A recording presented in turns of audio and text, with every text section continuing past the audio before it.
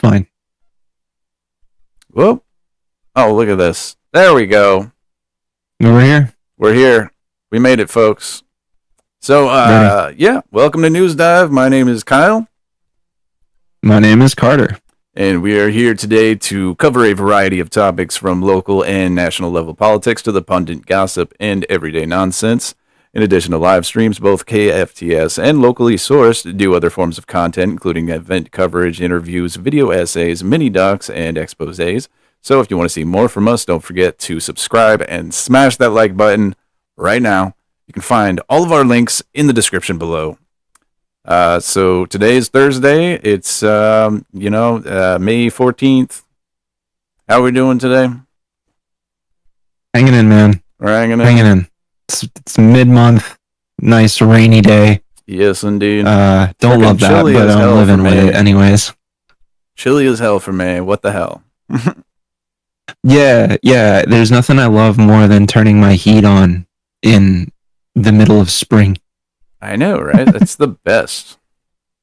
So yeah, you know what? Let's just get right into it. Here we go.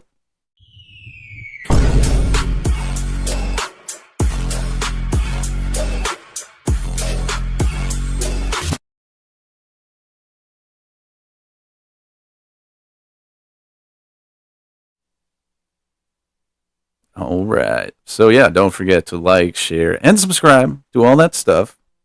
And we're gonna get into some. You can hit that bell for some notifications too. Oh yeah. This happens. Do not forget about the bell because that's apparently very important. I've been told.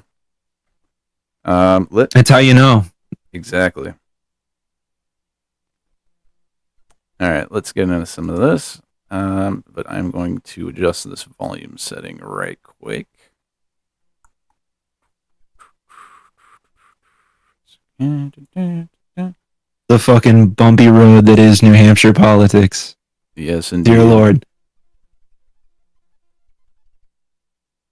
No, everything's fine up here. We're like the best state ever. We're so centrist. We're a purple state, so that must mean like we have the best of everything, right? Best of both worlds. We're the hottest state in the nation. The hottest state. Let me tell you, folks. So what do we got here? NH House seeks ban on obscene and harmful materials.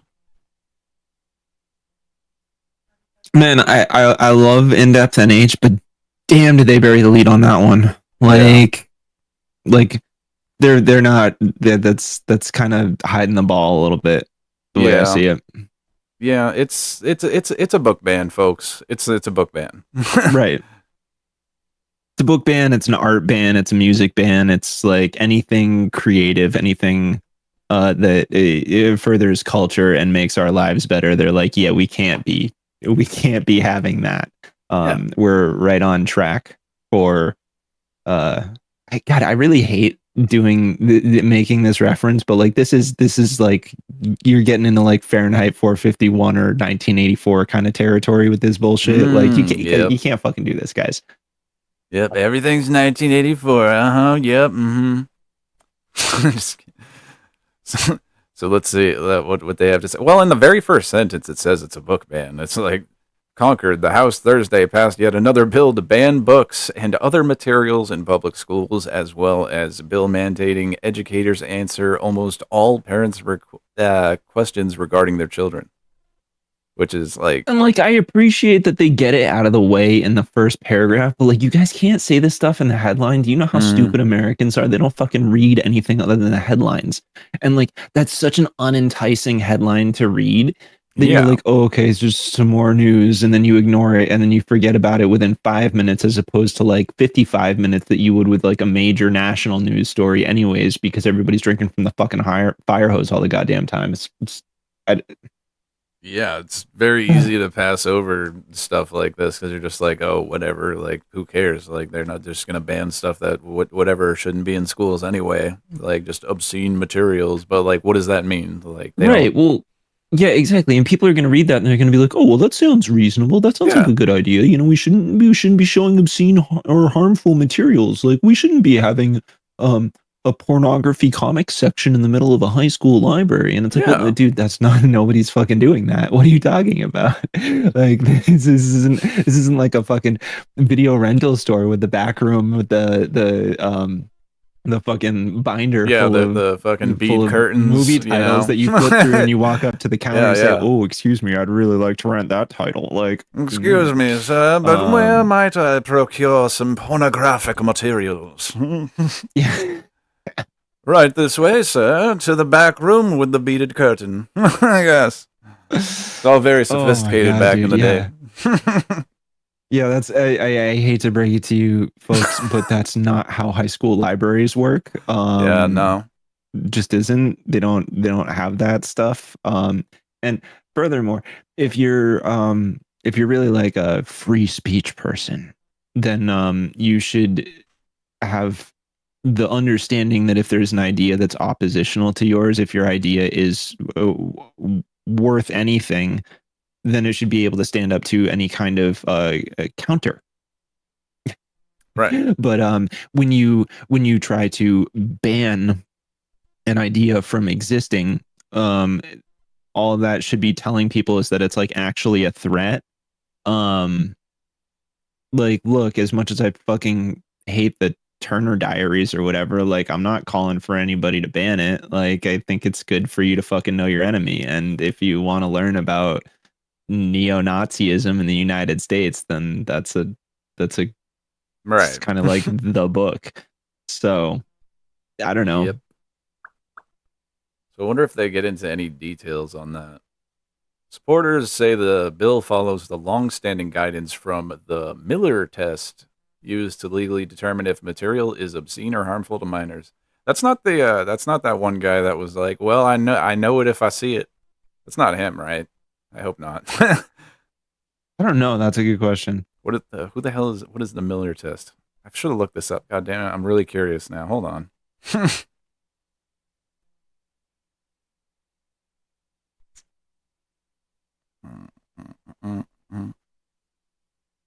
Also called the three-prong obscenity test. Interesting. So whether the average person applying contemporary community standards would find the work taken as a whole appeals to the prurient interest, whether the work Prurient, depicts or yes.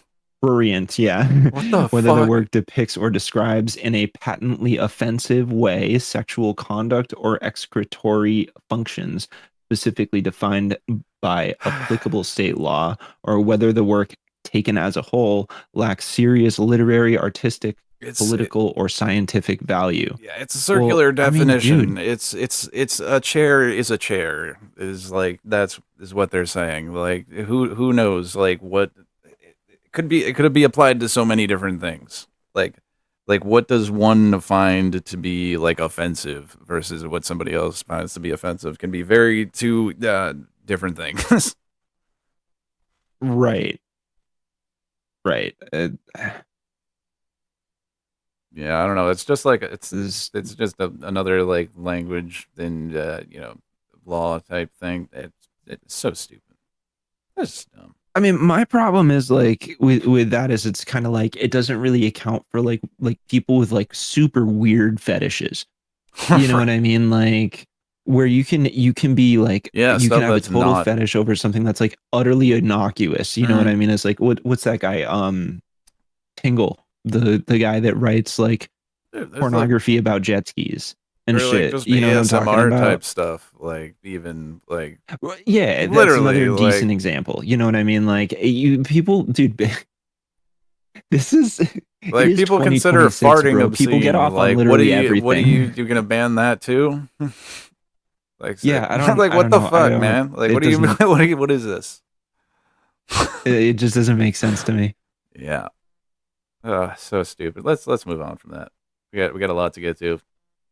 I New mean, we Hamp- did have strikes again from Kristen Noble, our everybody's favorite fucking segregationist. oh yeah, yeah, Uh yeah. yeah, Super fun. whatever. Uh, New Hampshire said it amends bill to extend campus carry gun rights to professors, not students.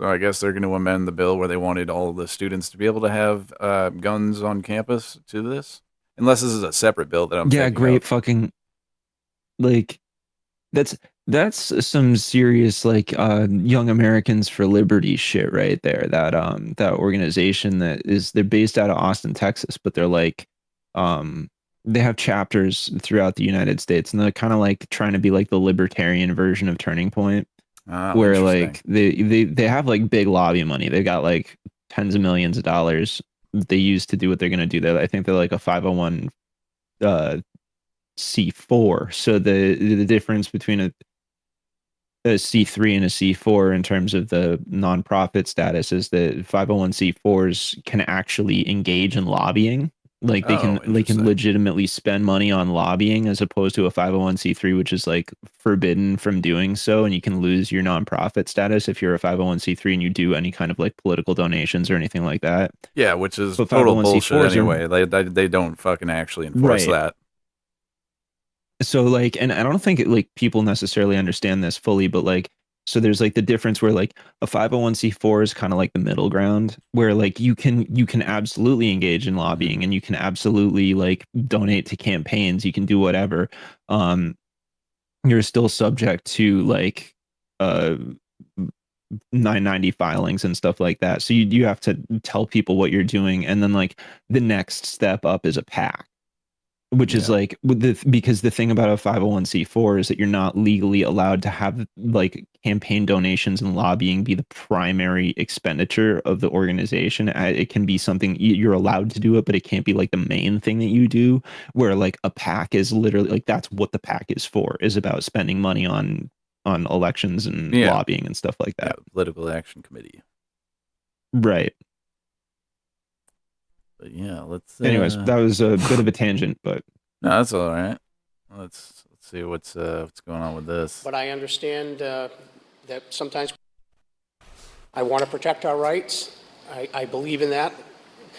But I understand that sometimes we have to take what we can get. Conservatives gritted their teeth to support a scaled-back version of campus carry legislation on the Senate floor. Instead of lifting all gun restrictions on college campuses, the bill now gives lawmakers more time to study how to make that possible for students while allowing faculty to carry weapons. This is allowing the professors or the faculty, not mandating that they do anything.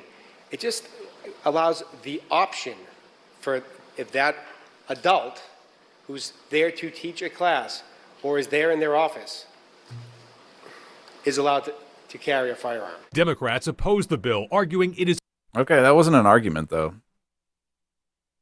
I just don't understand what the point is.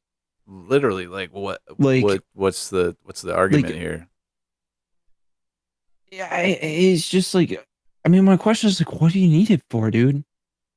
Like, what's like genuinely like, I look like I'm fine with the Second Amendment. I'm fine with the right to bear arms. I really like it's such it's so not a hill to die on. You know what I mean? And I Yeah. think Graham Plattner was talking about this and how it's like when he was sort of asked about his like assault ban or his assault weapons ban or whatever, and how he was against an assault weapons ban. He's like, look, like you're talking about a much bigger systemic issue in terms of like dealing with gun deaths in the United States. Like you have to acknowledge the fact that the vast majority of gun deaths in the US are suicides. Right. And so And like that it ties just into other problems. That's a systemic healthcare issue, like people not being able to right, access like the proper mental health care. in that scenario, something like a red flag law makes way more fucking sense. Like way more fucking sense. So it's like the point being is like if you're a professor sitting in your fucking your office or whatever, the chance that you're gonna like sit down wrong because you bought the wrong fucking Sig Sauer gun and it just fires, and you know what I mean, Right. like because they're getting in trouble for that shit. Mm. And it's like you shoot yourself in the leg, that's way more likely to happen than like some like disgruntled student bum rushes your office to try and kill you and you have to like it's such Right. a weird fantasy of existence, and it's like what And it's not for these what's teachers. the point? Like, they don't like the vast majority of teachers I've ever heard to speak on this issue are like, I don't want this. Like, I don't want to have to be right, the person to shoot one of my students. Like, no, thank you. right. Like, I'm sorry. Like regardless of responsible anything, gun if owners, there is a school shooter, like they don't want to be the ones to have to like take that gun and like shoot that person. You know what I mean? Like they're teachers. right? They're Like, educators. imagine the fucking headline, dude. Like what the fuck? You know, like, Does that yeah, matter? I mean, Does seriously though, the people you're so called advocating for, does what they want matter? You know? yeah, it doesn't it's just kind of like, I don't know. I'm like, why? Like, is this really the most fucking important thing that we can be doing with our time? Oh, You know what I mean? Like, look, Yeah. like I get that you can, No other problem. like everybody can file as many bills as they want and all this shit. Like, it's like, you know, democracy. And sure, okay, there's fine. Again, not the hill to die on today. But this is the argument against like just sort of like wanton bill filing is that like you get pet projects like this that get outsized time and coverage, and it's like, guys, there's like, we got fucking starving families and people that don't have healthcare coverage, and like people that are going bankrupt because they fucking went to the ER, and you know, like what are we talking about here? You're talking about people that have lived in the state for like decades and decades, like through multiple generations of their families that are losing their homes, and we can't fucking deal with the property tax problem. Yeah. But like, this is the issue. And literally, like the next Give me a fucking generation break. can't afford to even like live here. Like, they're so fucked. You know? Yeah, exactly. And not to like open the can of worms on like the aging population and inviting like wealthy people from Massachusetts and New York and New Jersey and whatever the fuck ever to come live here. Like, okay, yeah, but like then you're just shooting the entire service industry in the foot because ain't nobody can fucking live in the state to work. Like, literally the only places that'll have any kind of amenities are border towns in Massachusetts, because that's where people can like live and come over the border. Like, this is stupid, dude. This is so fucking stupid. Yeah, just a bit. It's unwise to introduce more guns into the campus environment. I'm frankly appalled by the idea that the only armed person will be a faculty member in a classroom or in a department meeting or in a lab. Some Republicans say this bill provides the best path forward to recognizing students' Second Amendment rights, while acknowledging this is a change that can't be made quickly. I think we all agree that unsecured firearms on a Friday night in a dorm room is probably problematic, and that needs to be addressed. Democrats say just allowing this bill to move forward. Dude, they pick the weirdest fucking clips to like take out. Didn't he just fucking own his own argument though? Yeah, like you literally just made a case for why you guys shouldn't be having a campus carry bill. What the fuck is wrong with your brain, that's guy? fucking wild. Like, yeah. Oh, we don't want kids having families guns on campus during like a Friday night, you know, party or nothing. It's like, yeah, did you fucking think about that, or were you too busy thinking about like what fucking weird ass suit you were gonna wear today, sir? Like, what the fuck is this? Right, like, dude, the bar of entry to be a fucking legislator in the state of New Hampshire is way too low.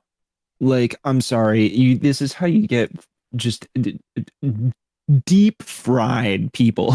Literally, they're not trying to get anything done whatsoever. They're just like doing this bullshit fucking culture war pet projects that like literally will do nothing but harm more people.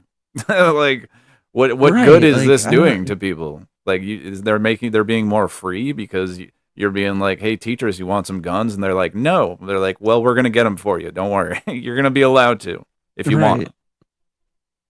These kids can't even fucking read.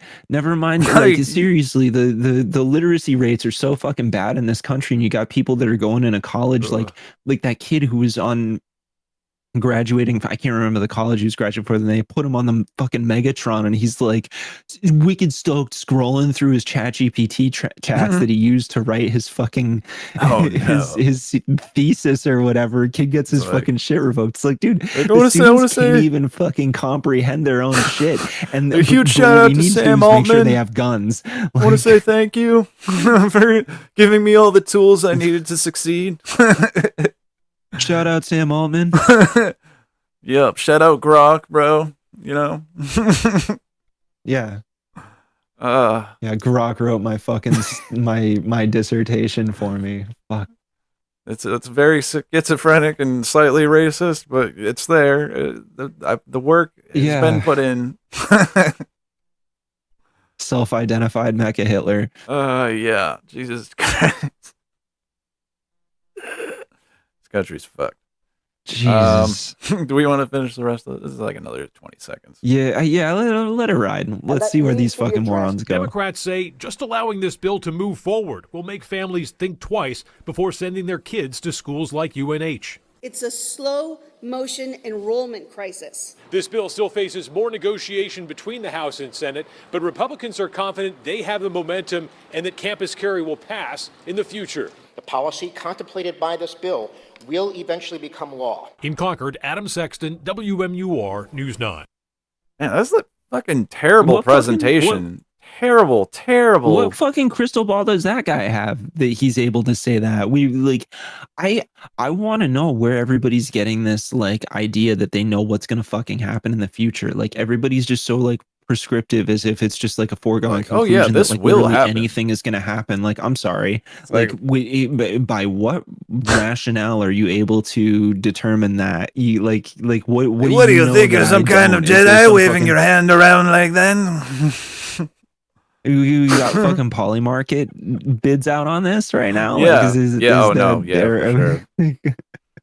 Yep, dude. They're like, it's Jesus gonna Christ. happen. Like me and the guys pulled together fucking a couple $100,000, so it's gonna happen. Watch. Yeah, exactly. You're really fucking just pumping that shit up, and it's Yeah. like, this is the most brain rotten version of society that we could possibly have. I swear to fucking God. Yeah, it sounds pretty accurate. Oh yeah, this thing just happened. This is kind of breaking-ish stuff here. 13 people charged in connection to gun trafficking ring, apparently. This is only a minute 35 seconds, so yeah, this shit just Tell me happened, more, so dude. Let's see what's going on here. We are committed to aggressively rooting out violent crime, regardless of where the evidence takes us. Federal investigators say that evidence led them from southwestern New Hampshire to Canada, uncovering what prosecutors call a sophisticated gun trafficking network that moved 51 firearms north of the border through tribal land. Several of which were subsequently recovered at various crime scenes to include kidnapping and attempted murder in Canada. According to the U.S. Attorney, members of the operation recruited buyers in Keene and Vermont to get firearms for people who were prohibited from owning them or wanted to hide their identities. This investigation highlights the growing complexity of interstate and cross-border firearms trafficking. Prosecutors say many of the purchases happened at American Trikes and Motorsports in Keene. News 9 Investigates previously reported that... Wait, what? At a bicycle shop? It's like a fucking like motor trike Oh, shop. okay. That's 'cause wicked funny though. what the hell? No, that's still That's wicked fucking What? funny. okay. That's crazy. Trikes and Motorsports in Keene. News 9 Investigates previously reported that Keene man Dustin Tuttle pleaded guilty to moving dozens of guns in the operation, while store employee Doug Mulligan admitted to warning suspected traffickers by leaving notes reading, quote, "ATF is watching you." Today's charges should send a clear message, a message echoed in a note from one defendant who attempted to obstruct the investigation. ATF is watching. Dude. All right, so here's my initial thoughts on this story. Why should I give a fuck if we're still arming Israel about a couple of small-time fucking gun runners? Like, what the fuck is this? Like, this country is responsible for selling so many fucking weapons to, like, terrorists, like, around the fucking world right now. And we're supposed to be worried about a couple of handguns going to Canada. It's because they didn't go through the legal means of, like, you know, distributing guns. It's fine. Like I understand it's crime, it's bad, but like, what? Come on. They're fucking. This is.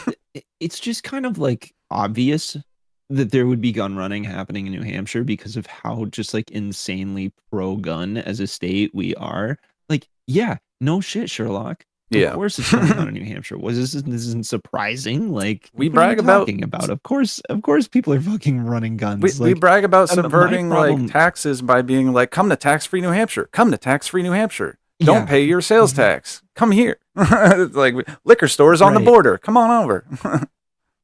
And fireworks. You can't forget And about fireworks dude. You and got tobacco. Atlas. You know, come on. Yeah, everything. Like, but I mean, it's look. My main concern with that one is that it's like, look. Please tell me who's going hunting with a handgun. Nobody. Yeah.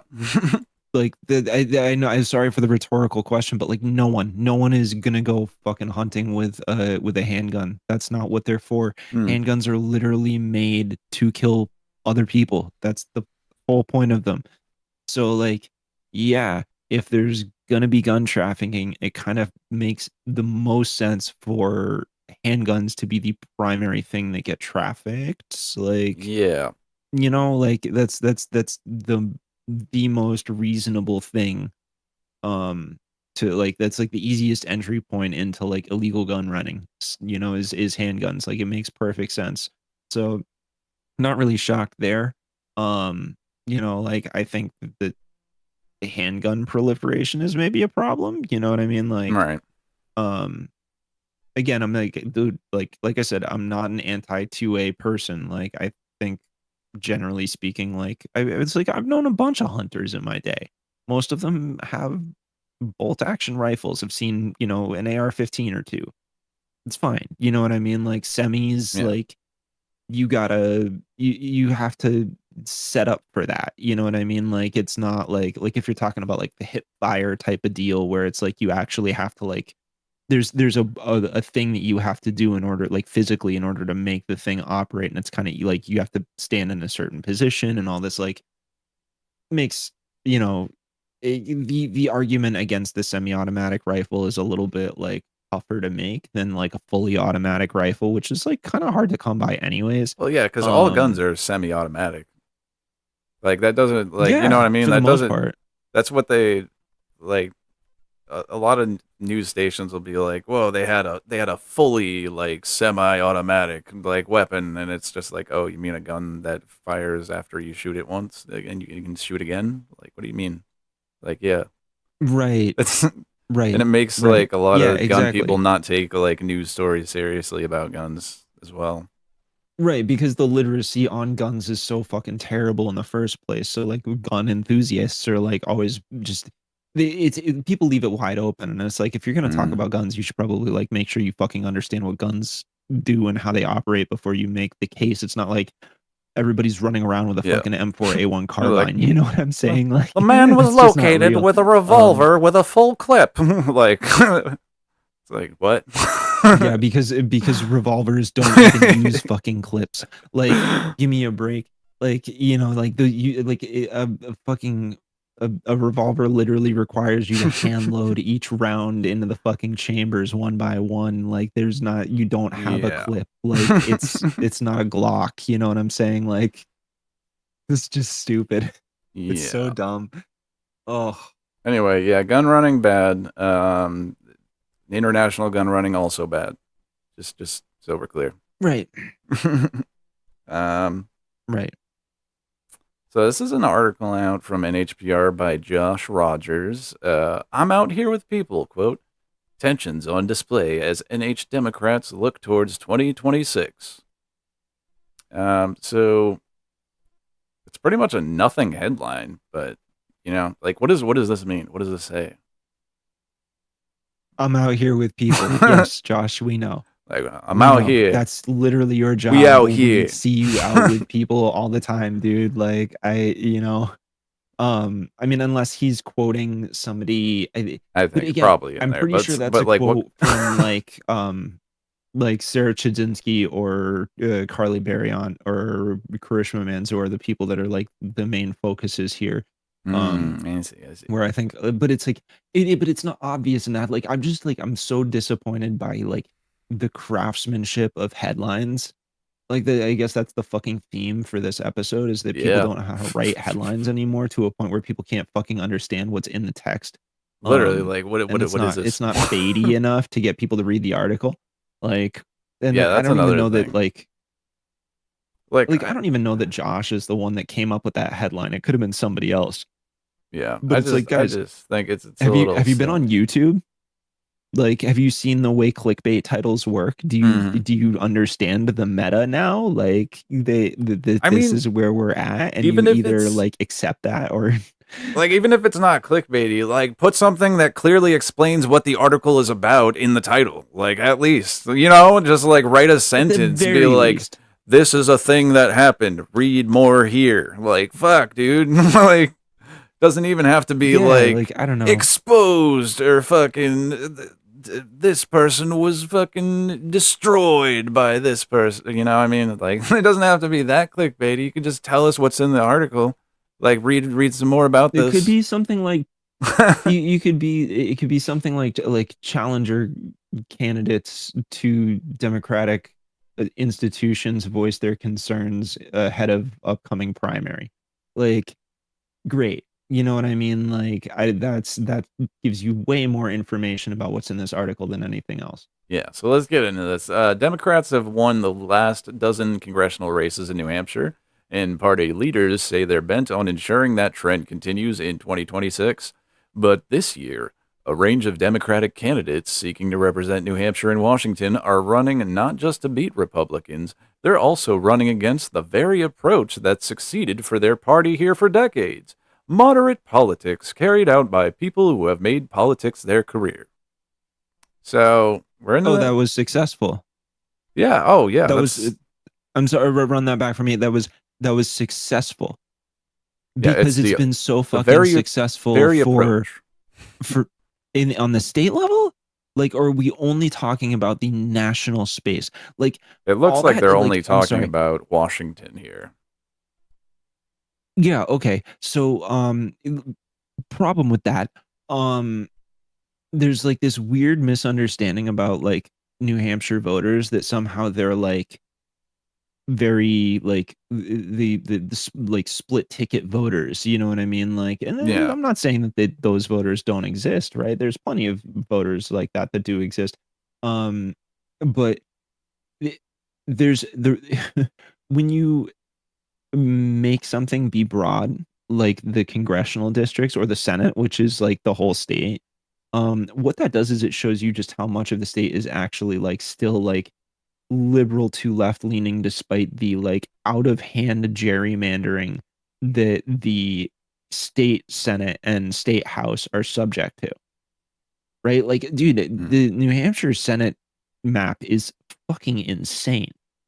Like, it's so gerrymandered. It's not even funny.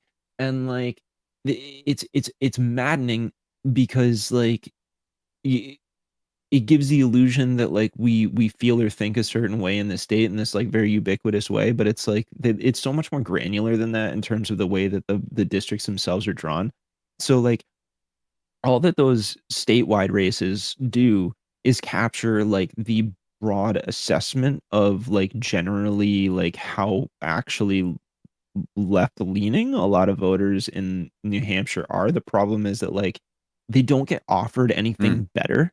Yeah. So It like also all you're comes down talking to about is just choice. how like Like, generally distasteful Republican tickets are, right. right? Like It's that's like, oh, do I have to like like that's fuck? I guess I'll do Shaheen again. Like what else is there? I don't know. yeah. What? Fuck it.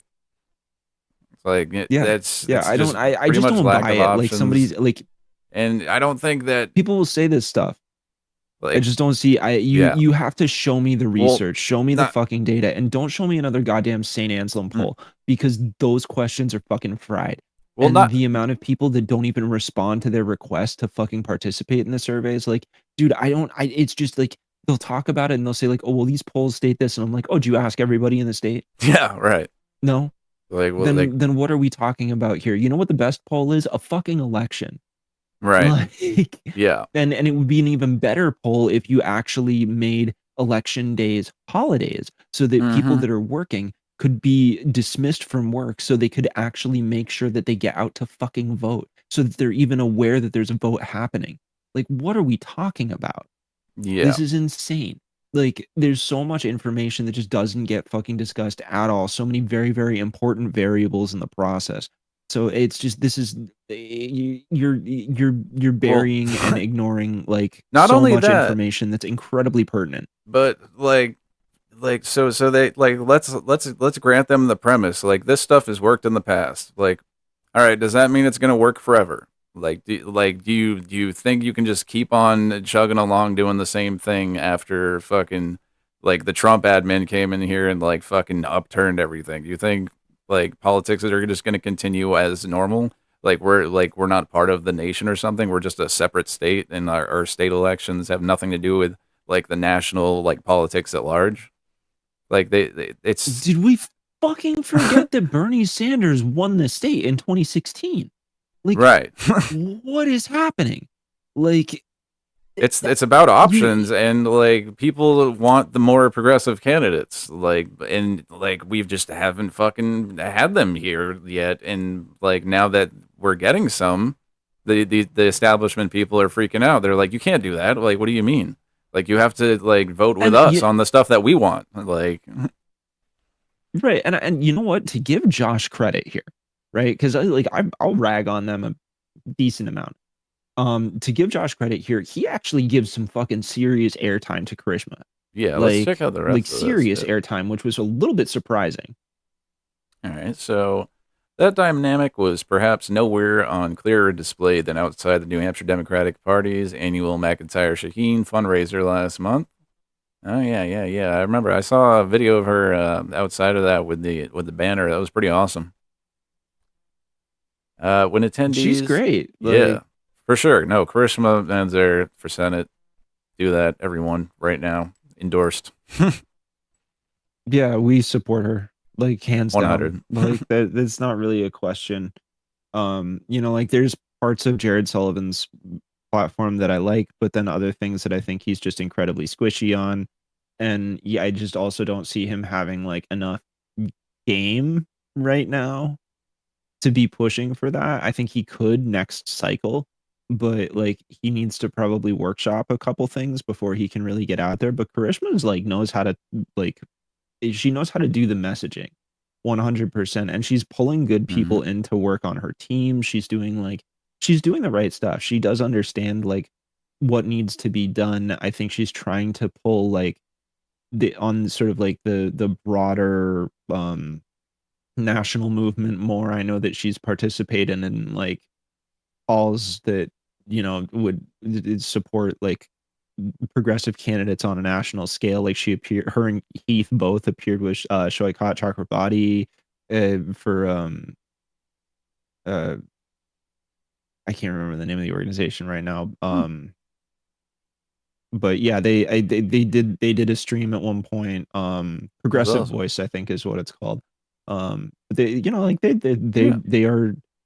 at least understand what needs to be done. They in terms of like attaching themselves to a national like left-wing progressive movement that's decidedly anti-Israel. And I mean, what I will say is that Heath shows up nowhere in this piece, which is Damn. total travesty. Man, they like really don't like him, dude. Like the establishment hates Heath. They fucking hate him. Hate Heath Howard. For sure. I mean, good for him, dude.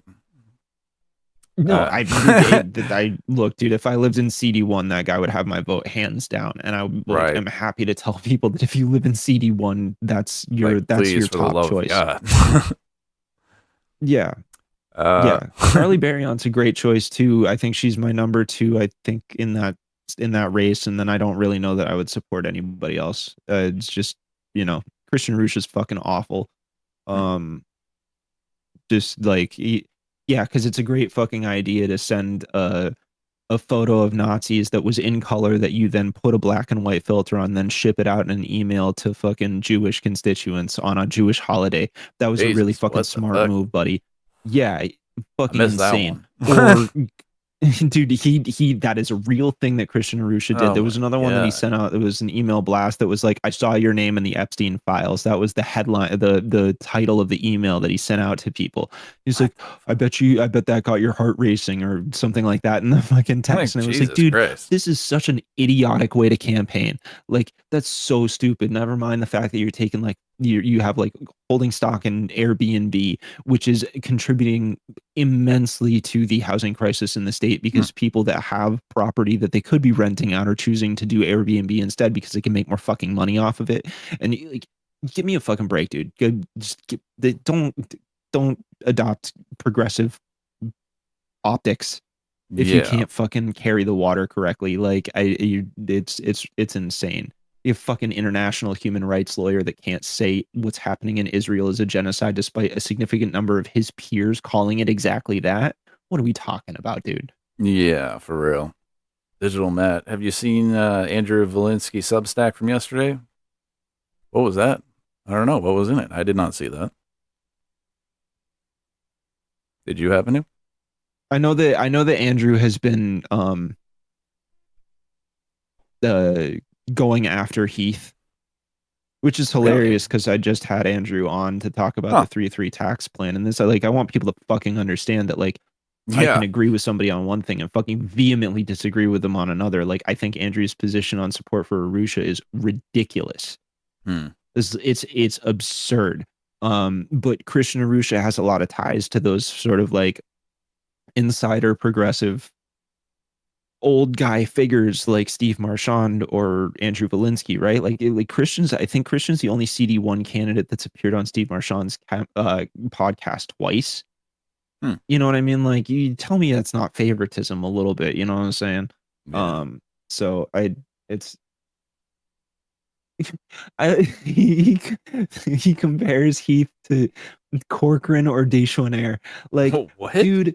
What? Yeah. What, is he a Zionist or something? What's up with that?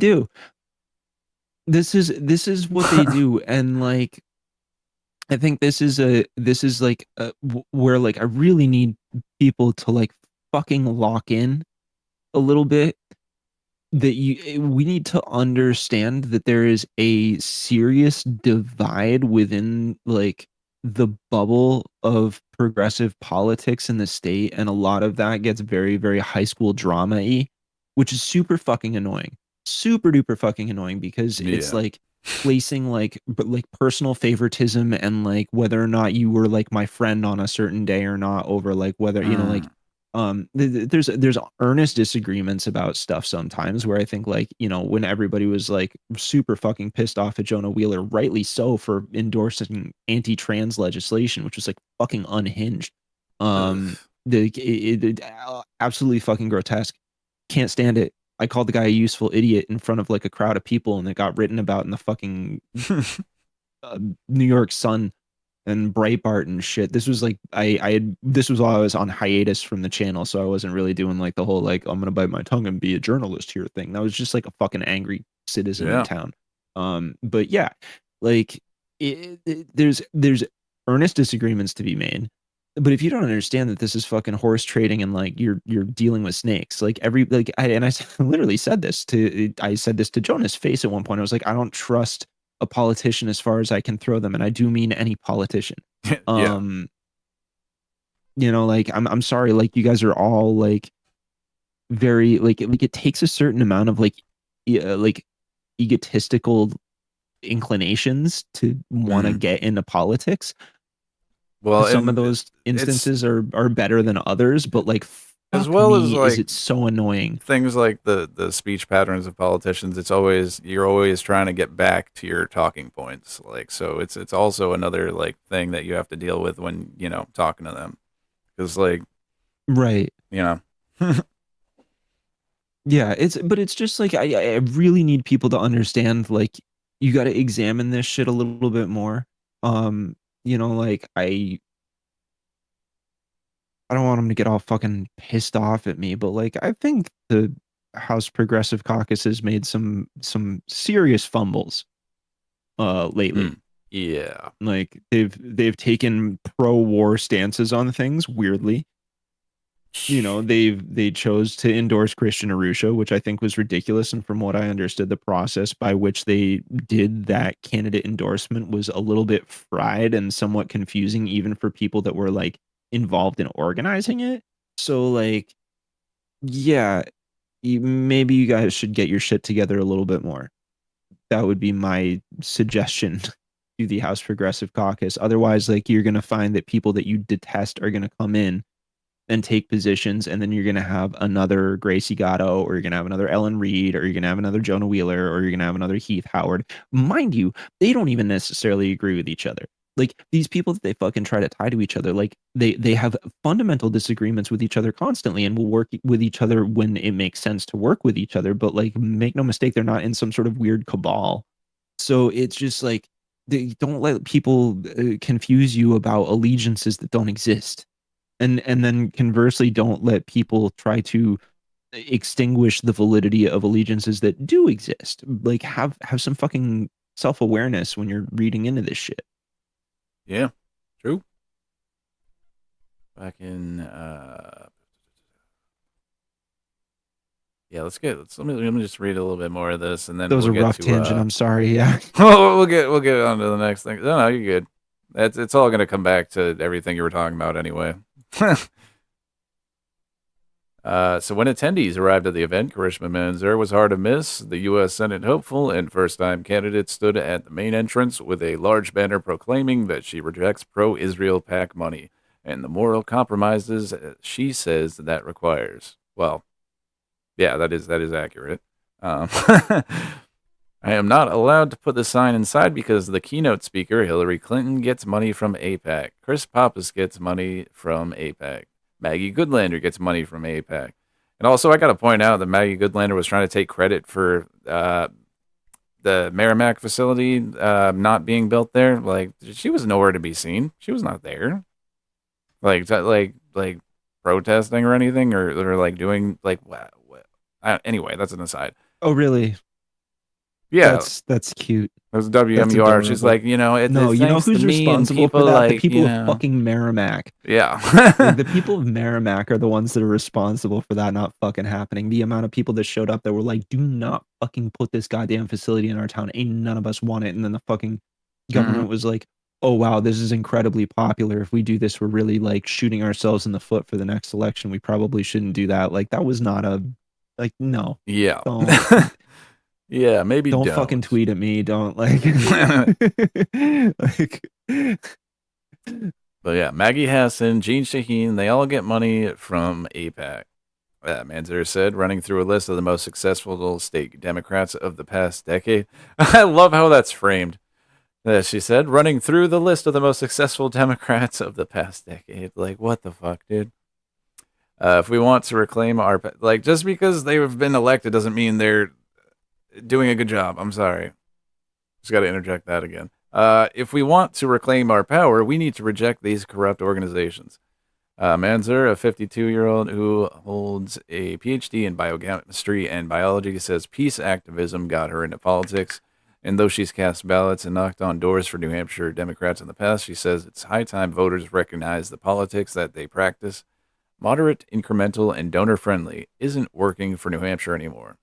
And I agree with that sentiment as well. She's literally just asking that people fucking like stand on principle. It's a very, very simple concept.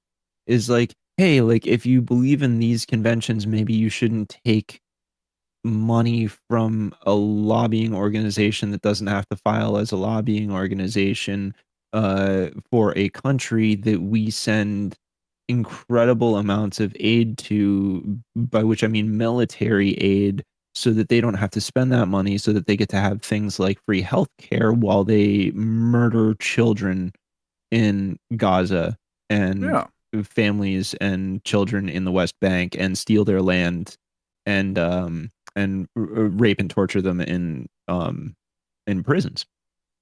Yep. Pretty. I mean, we not, have a that house. Doesn't seem we like have a housing hard crisis. sell to me. We have a housing crisis, a child care crisis, a health care crisis. It's all because of that stuff. But no, I was just reading the quote, and that just goes. It goes with all that right there. It's because of the Yeah, current set of literally, lawmakers, like- including Pappas, are failing the people, she said. They are serving their donors and not serving the people. Yes, there. That's accurate. And We're moving on. and that's not even me pre-reading the fucking article. That's just like Yeah, that's that's like just the how it position is. that I It's so take, easy and to it's just so see, convenient man. that Karishma happens to pull that exact position. Like, oh gee, maybe that's fucking good policy. You know, it's a 90-10 issue right now within the Democratic Party. This is low-hanging fruit, dude. Yeah. Should we check I in don't with know. our buddies over at NHLP? See what they're up to. Oh, let's do it. Oh, Let's my see. my beautiful boy, my beautiful baby boy. Oh, Jeremy. Here we go. Oh, Jeremy. So, conservative NH libertarian leader to go on trial after racist supermarket tirade. And here he is.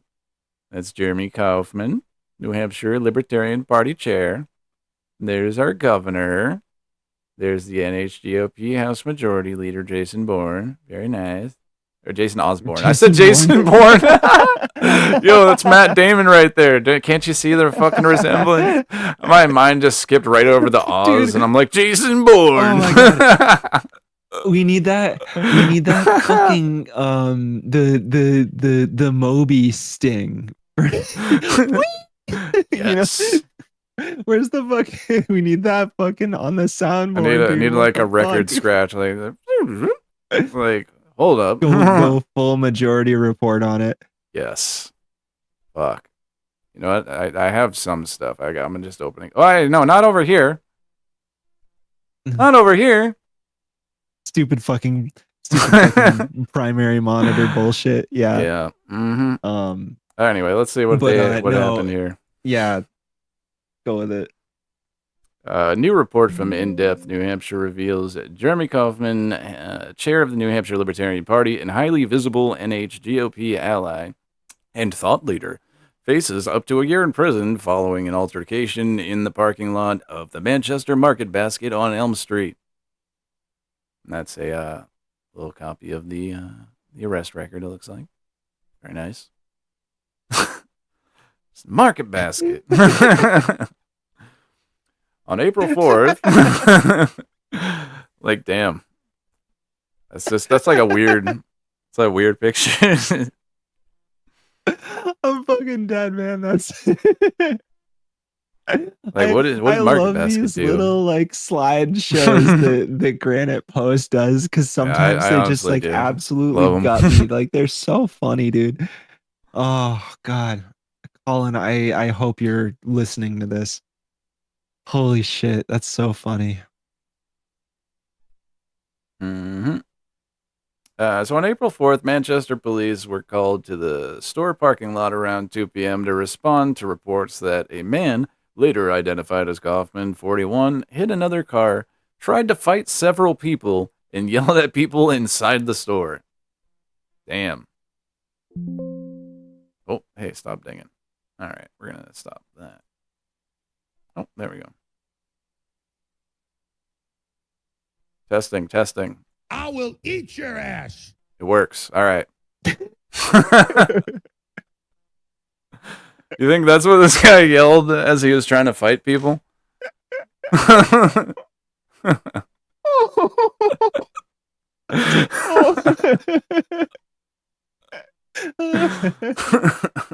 That's so good, dude. Fucking Alex Jones jump scare. Let's do it. All right, it's working. One witness said Kaufman started making racist statements immediately after the fender bender. When a black bystander from Jamaica walked by, Kaufman turned his anger on him. Like, what the hell? What the hell, dude? Like, so wait, immediately after the fender bender, so did he even, like, see, like, the race of the person in the car, or is he just hopping out, like, effing... Just like a Yosemite Sam type situation, do you think? They've reported on this, like, Think it's the next slide? Should I check the next slide? I don't. It might be in the next slide. You told him No, to... it was a bystander. It wasn't even. It's in the original article that that Granite Post is talking about on In Depth. They say very specifically. One witness told the police the suspect, later identified as Kaufman, immediately started making racist statements after the fender bender and tried to fight people. When a bystander who is black and from Jamaica walked by the incident, Kaufman reportedly directed his ire towards that man. He told him, "Go back to Africa," and began spouting racist slang in terms at him. Police report says. So okay, this is wild. He didn't even he didn't even like, it's not like the car that he hit was being driven by a black person. It just so happens that there was a black person that was walking by. It's like, how dare you, sir? Rather than get mad at the person that he got into a collision with, like, that he would just pick on this random black guy walking down the street. That's fucking insane. Yeah. That's fucking unhinged. No, it is unhinged. It is so unhinged, dude. Holy shit. Like, what, dude? Was he like, was he drunk? Was there an alcohol test? Did any of that happen? Or was it just the fact that he, like, bumped into somebody or somebody, like, backed into him or some shit?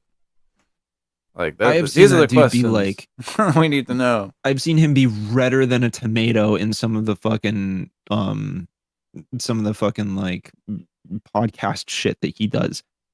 I can never tell if he's just like his blood pressure is just so jacked up like 24/7 that he's just about to like burst a blood vessel and have like an aneurysm or something like that. But, like or if he's DVD. just absolutely cocked out of his mind. Like, but yeah, it's, you know, damn. In a way, does it matter? You know what I mean? Yeah, like, no, I think well, yeah, definitely not a performance. Apparently, this shit right here is wild. Gross. This detail right here.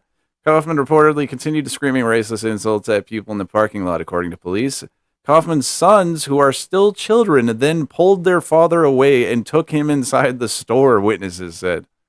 So this dude's like, toddlers had to being that like, fucking young and just so embarrassed about your father's behavior, like, that you have to be like, no, Dad, come on, we're gonna go inside. We want to get our Oreos or some shit. Like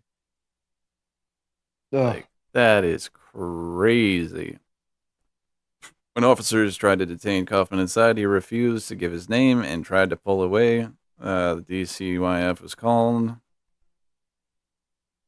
Kaufman is a well-known ally to top Republican lawmakers in New Hampshire and wields the state Libertarian Party as an extension of the NHLP, which is the thing that they really don't hide whatsoever, but they also like say that they're not.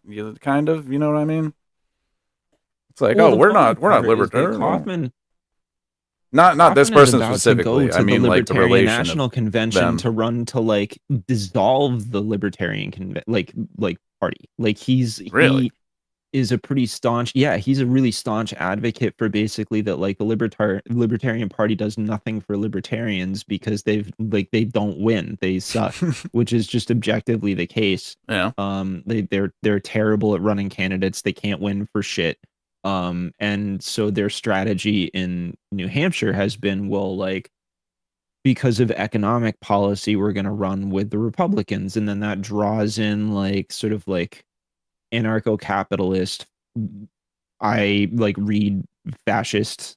I mean, the two things are not necessarily the same, although there's an incredible amount of overlap. And there's some fucking libertarian that watches is going to come in and be like, oh, you're fucking confusing. We're not the same thing. You asshole. Yeah. Like, dude, like, yeah, but like, come on, how many of you overlap? Like, give me a fucking break, dude. Like, you have a little bit of self-awareness about your own fucking group. As like, but you know, they're all sovereign citizens, so what, you know, like they don't they'll deny any tie to anybody else that they agree with completely, which is fucking insane on its face. But yeah, no, their strategy is to basically like, they're like, look, we run as Republicans because we have the most in common with Republicans. You know, from their view, anybody that puts a D next to their name is a communist. Yeah, which is funny. Because the actual left would tell you just how insanely right-wing the Democrats actually are, as we literally just discussed. with the APAC associations with the establishment Democrats in the state of New Hampshire. So like, let's just realize the sort of like object permanence of the discussion we're having. But yeah, no. He's like very much so a fan of basically like libertarian entryism into the Republican movement, which like fucking makes sense, honestly. Like for all the insane things that Jeremy Kauffman says, that actually is an incredibly salient take and is also proven an effective take. Because there's of like no need to have the two influence separate the fucking parties Tea for Party these had on people. the Republican Party. Like that, yeah, like dude, the Tea Party was literally like backed in large part by the Koch brothers, who like are libertarians. Like literally, David Koch ran as a libertarian in You guys are 1980 taxing the as a Koch vice brothers president. too much already. God damn it. Like So you much. know, it's just like you follow the fucking history of it. It's all pretty straightforward. You know what I mean? Like it's not like, and it's not like, oh, there's a bunch of like dudes in masks and black capes, like it's a fucking eyes Yeah, wide it's Eyes shut Wide party Shut or over some there, shit. Like man. it's not Gotta not a join the skulls. conspiracy. Like they're just they just have mutual interests, and so they're like, oh hey, you say this, I say this, we should like work together. Here's some fucking money, take it. Okay, cool, thanks, buddy. Like it's really that simple. It's not really much more to read into it. It's very like it's very dumb. It would be fun and like the spy thrillery for it to be a ball of organized idiots, but it's not. They're just you know, they're just idiots. Yeah. That's what a lot of people don't understand, is that you don't need conspiracy when interests like, you know, intervene, like cross each other. Like it's just like, oh, I have this interest, you do as well. Okay, we work together. There you go. Like Deal time. Yeah. No conspiracies needed. It's pretty easy. Like, yeah, no need to overthink that one. Yeah. A lot of stuff is just like out in the open like that. Honestly, it's kind of crazy.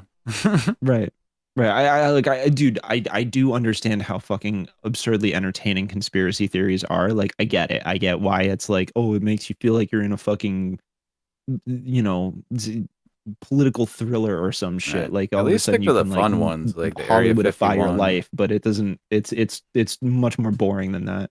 Right. Let's see. So Kaufman is frequently spotted rubbing elbows with top GOP leaders. Yeah, okay, we know. All right, we're moving on. But yeah, this guy, psycho, racist. Yeah, I think that's the takeaway. There we go. I mean, it's bad press for him. Like, yeah. Oh, yes. wait. Oh my God. Yes.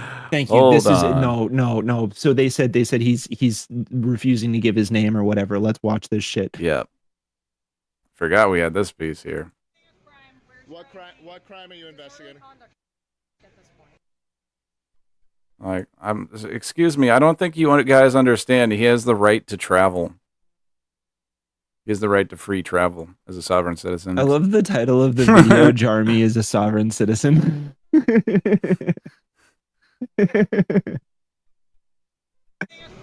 What crime are you investigating? Who is accused?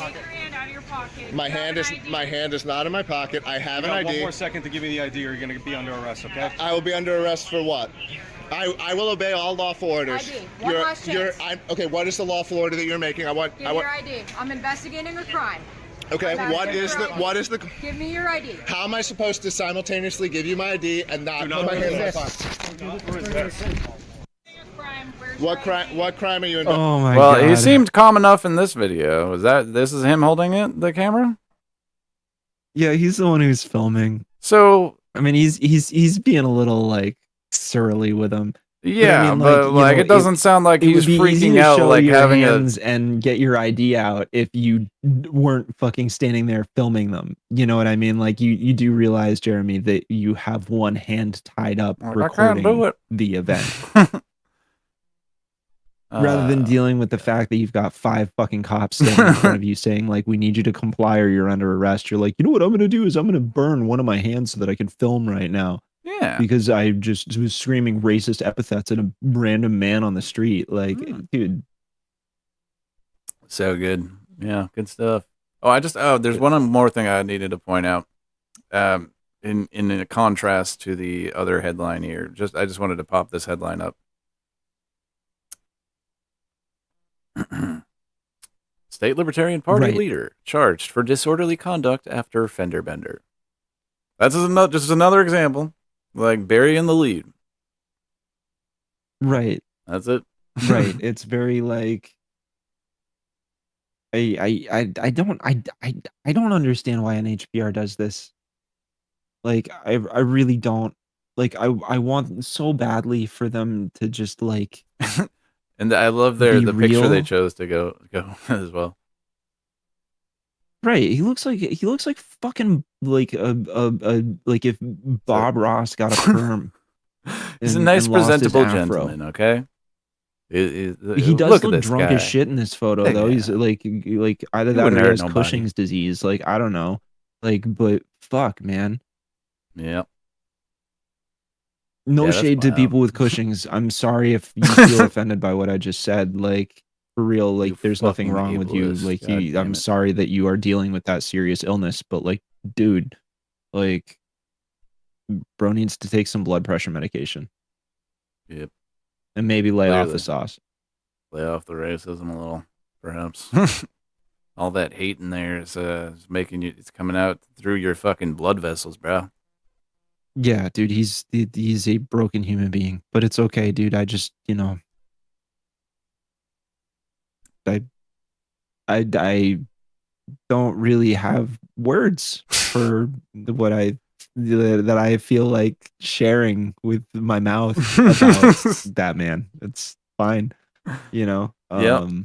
No, I have thoughts that will remain in my mind.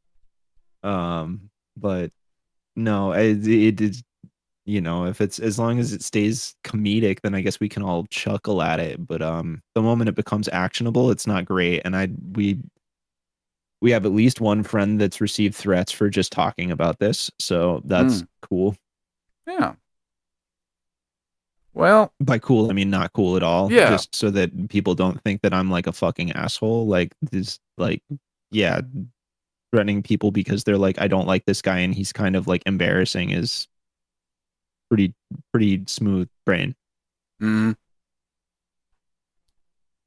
Well, you know what? Let's get away from the local politics. Let's see what's going on the rest of this here country. Actually, you know what? You know what we should do? I think since Trump got back in office and he's doing such a bang up job, why don't we go back and check out some of his promises made so that we can compare them to promises kept real quick. Let's go, dude. Starting on day one. Oh, is that as loud as? Hold on. We will end inflation and make America affordable again. Under my leadership, the United States will commit to the ambitious goal of slashing energy and electricity prices by half, at least half. We intend to slash prices by half within 12 months, at a maximum 18 months. Prices will come down. You just watch. They'll come down and they'll... Well, hold on. He did clarify at a maximum of 18 months, and it hasn't been 18 months, so technically, that one could come true. Come down fast. Well, so the lovely part is that what he can do is he can drive prices up. Yeah, exactly. To triple what they are and then slash them back down by 1/2 and say, I did it, even though things are now still more expensive than when he first entered office. And he's still technically keeping his promise. Bring the prices up by 3 and then cut it in half. You know, we're back down, folks. It's basically breaking even, you know? We're good. The prices are down. Cut those prices. How much eggs cost you? That's the real question. How much do eggs cost you right now? Specifically,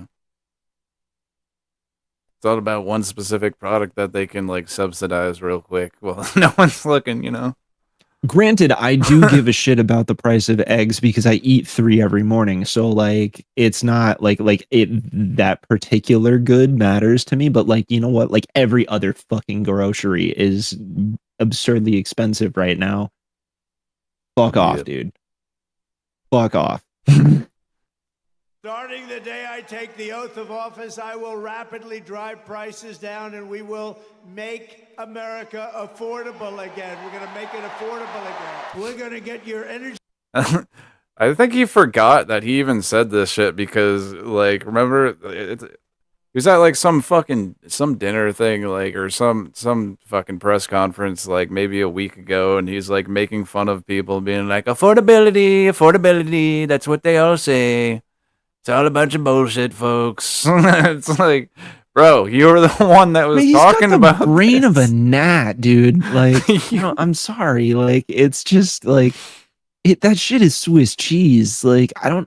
And look, like, I'm not one to jump into the whole like Trump's health discussion, right? Because I think that's stupid. Like, a lot of the time, I'm just like, you know what? Like, fucking hit me up when he dies. Listen, you know only what I the mean? good Like, die like, young, like, okay? like text me when he croaks. Otherwise, like, I really don't care about how Yeah. fat his ankles are, or like how mismatched the concealer on his hands is to his skin tone. Like, I don't like. It's all such weird, like TMZ level speculation bullshit. Yeah. That's so it does not matter to me. Like, if they release medical reports to like, oh yeah, he has Alzheimer's. Like, okay, that's fucking news. You know what I mean? Otherwise, don't like, don't give the fucking like don't give blue MAGA anything more than they need. Like, leave them like just let them have their little panic attack in the corner, and like meanwhile the rest of us can actually be concerned about like coming up with genuine policies that would provide healthcare for people, or actually lower the cost of goods. It's fucking stupid. He's fixing everything. I don't know what you're talking about. Energy prices down by 50%. Groceries, cars, everything. We're going to get the prices down. Starting on day one, we will end inflation and make America affordable again. A vote for Trump means your groceries will be cheaper. We're going down and getting gasoline below $2 a gallon, down the price of everything from electricity rates to groceries, airfares, and housing costs. It's like, let me just specifically list like every single like industry and like possible thing that I'm going to raise the prices of with all this stupid fucking shit I'm about to do real quick. Like, literally, real, like dude? Oh every my God. single thing. It's like, oh, electricity. It's like, hey, let's build a bunch of data centers and then fucking suck all the electricity out from like actual people, like, and just use it over here. Well, if they don't do that, it's like, hey, let's just put a bunch of fucking diesel generators to run this and poison everyone the next town over. That's good. Yeah. No, he can't fucking. I don't know what happened in this situation. It's fucking insane. Like, he doesn't. He's so useless. Like, and there's plenty of MAGA that'll just sit there and be like, oh no, just give him another week, give him another month. It's gonna be fine. He's gonna fix it. It's okay. It's like, well, just fucking putting the face mask full of hopium on. You know what I mean? Like, I think the main problem is They don't know what the fuck they're doing.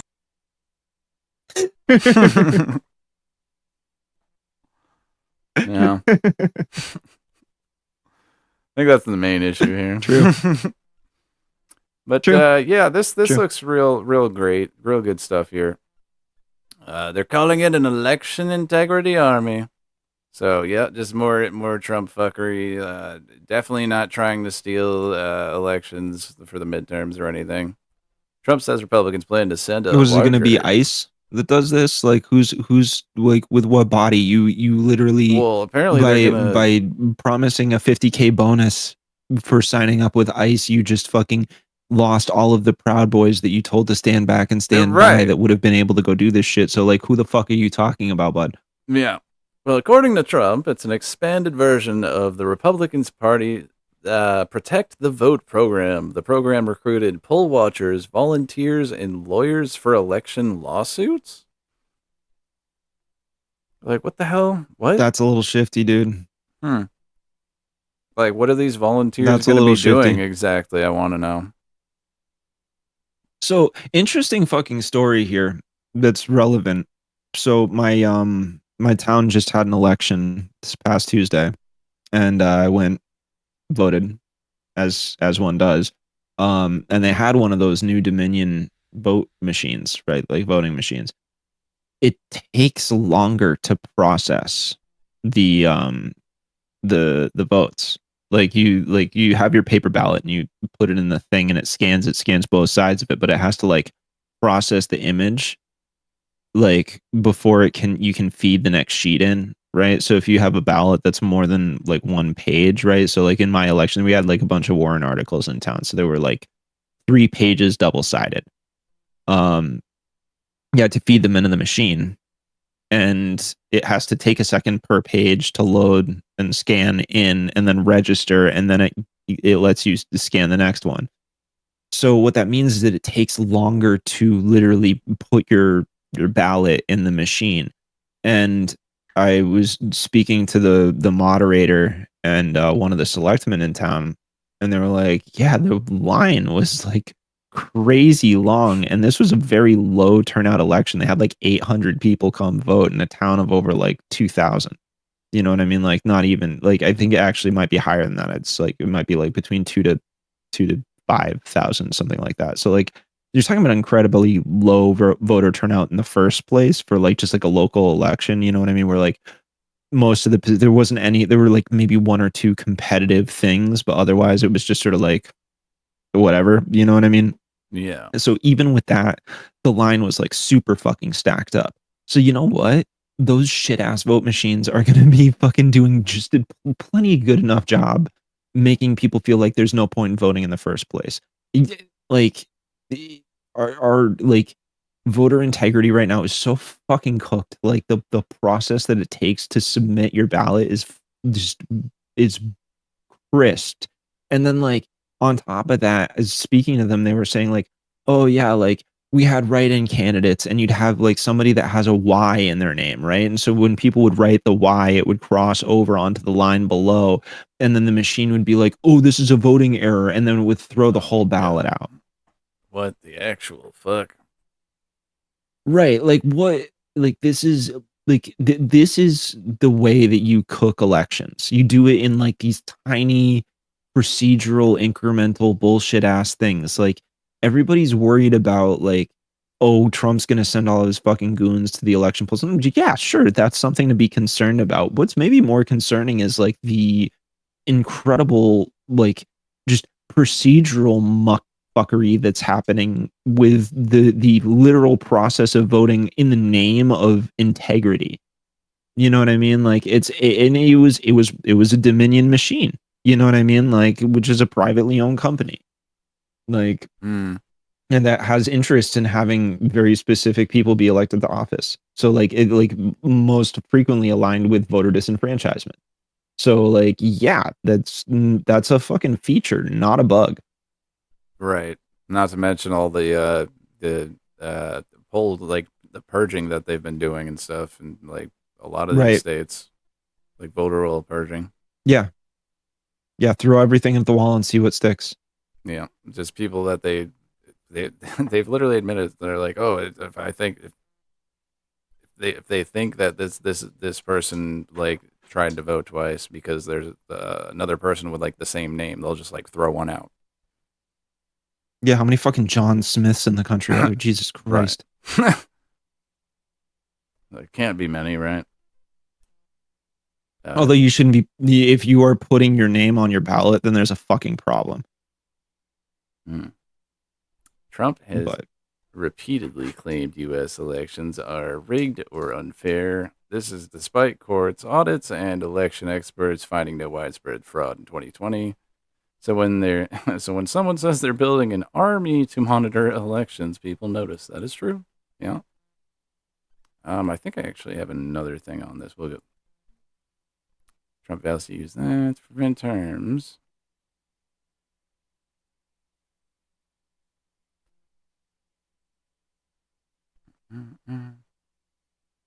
Yeah, we'll go over this a little bit. The history of the United States is replete with examples of white conservative groups such as the Ku Klux Klan sending throngs of people to observe and intimidate black voters at polling places. The very Voting Rights Act that GOP appointed Supreme Court justices have been effectively dismantling for decades, including just 2 weeks ago, features provisions specifically designed to protect against this kind of intimidation. Yeah. The president's announcement came Sunday in a social media post in which he falsely accused Democrats of laying the groundwork for voter suppression. It's like, dude, does it have to be every single accusation a confession with these guys? Yes. Like every single time? Yes. Yes. Unfortunately. You guys are doing what we're doing. Every single this is time. idiocracy, dude. This is literally idiocracy. So yes, the answer is absolutely 100%, 110%. You have to, if you're not saying the most obvious thing in front of everybody, it's like you're not flexing hard enough. You know what I mean? You're not dabbing on them, right, to the extent that you could be, and therefore you're a beta. Oh yeah, no, yeah, that makes sense. Yeah, that checks. All right. Oh man, look at this fucking dangerous guy right here. This damn vile leftist fucking commie scumbag over here. Hassan Piker is the left's Nick Fuentes. Why do they embrace him? Like, what a stupid fucking headline. It's been nonstop for like 2 months, and all they're doing is raising his profile and fucking like getting people to check him out and be like, is this true? No, that's not what I heard. I've heard of this guy. Like, he doesn't fucking say any of this shit. What are they talking about? Like, what? Yeah, the amount of people that'll be like, they do this, and then they're like, so I went and listened to Hassan for a second. He's actually saying a bunch of things that I think make a lot of sense. And like, I kind of like him, right. Like, I don't think this is like, having did you guys ever hear the fucking Streisand effect? Like, do you know what you're doing right now? Like, yeah, clearly not. So this is this guy's opinion. So funny. Or no, this woman's opinion, Ingrid Jacques. Very fancy. Well, right-wing radicals draw intense scrutiny. Influential left-wing figures with extremist rhetoric are often normalized by Democrats and major media outlets. Well, the thing is, he's not on a major media outlet. He is his own, like, fucking show. He's a streamer. He's literally a fucking Twitch streamer. He's literally a Twitch streamer. What are we talking about? People like them have elevated him to the position of a national figure at this point because they won't fucking stop talking about him. Same with Fuentes, to be honest. Mad because he did some fucking thirst trap photos for fucking Esquire or some shit. Like, what? Just get out. Like, look, I know that you've got a lady hate boner for the guy, but like, yeah, keep it clearly together. Let's see what their argument is here. For all the legacy media's obsessive warnings about far-right extremist Nick Fuentes, it has shown far less interest in confronting a dangerous left-wing counterpart, Hassan Piker. The New York Times columnist Michelle Goldberg has called Fuentes a 27-year-old online influencer, a Hitler-loving white nationalist. He is. Fuentes is, yes. I like New York Times columnist. You mean opinion columnist? Right. And like, what are you talking about? Like, so somebody has an opinion about the guy? Like, that's cute. Yeah, well, they're talking about Nick Fuentes here. Like, what does this have to do with anything? Like, just bad writing. The Times has run ominous headlines like Nick Fuentes' rise puts MAGA movement in a time of choosing, and Nick Fuentes, a white nationalist problem for the right. Yeah, they keep you just keep mentioning him over and over. I'm sure he hates it. You do it, yeah. Just keep doing it. Yeah, I'm sure they Nick both Fuentes hate loves, it. Yeah, like that's the thing is they're doing the same thing with Nick Fuentes. Like the difference is one of them is an anti-Zionist and the other one is an actual anti-Semite, and there's like there's a pretty severe distinction between the two. But like these people are so fucking like paid out that they can't comprehend. And like, dude, you're talking about the New York Times. You're talking about a publication that has run cover for Israel more times than like anybody can count. Like this is a joke. Like you and furthermore, not just like in the regular coverage, but like the fucking opinion column is like rife with that shit. Like they love Israel at the Times. So like I don't. Give me a break. Well, I was just trying to scroll down to the part where they tell you who Fuentes is, because like we already fucking know. So and it's really not relevant to like I'm just waiting for where they're gonna try to draw the comparison here. Meanwhile, the news media largely ignores the rise of a similarly repugnant force on the left, Hassan Piker. He's so fucking repugnant. What a disgusting character that guy is. Piker, 34. Well, because he was talking about Cussy on his stream. Yeah, exactly. What a crass individual this person is. How the cars in the Cars universe procreate.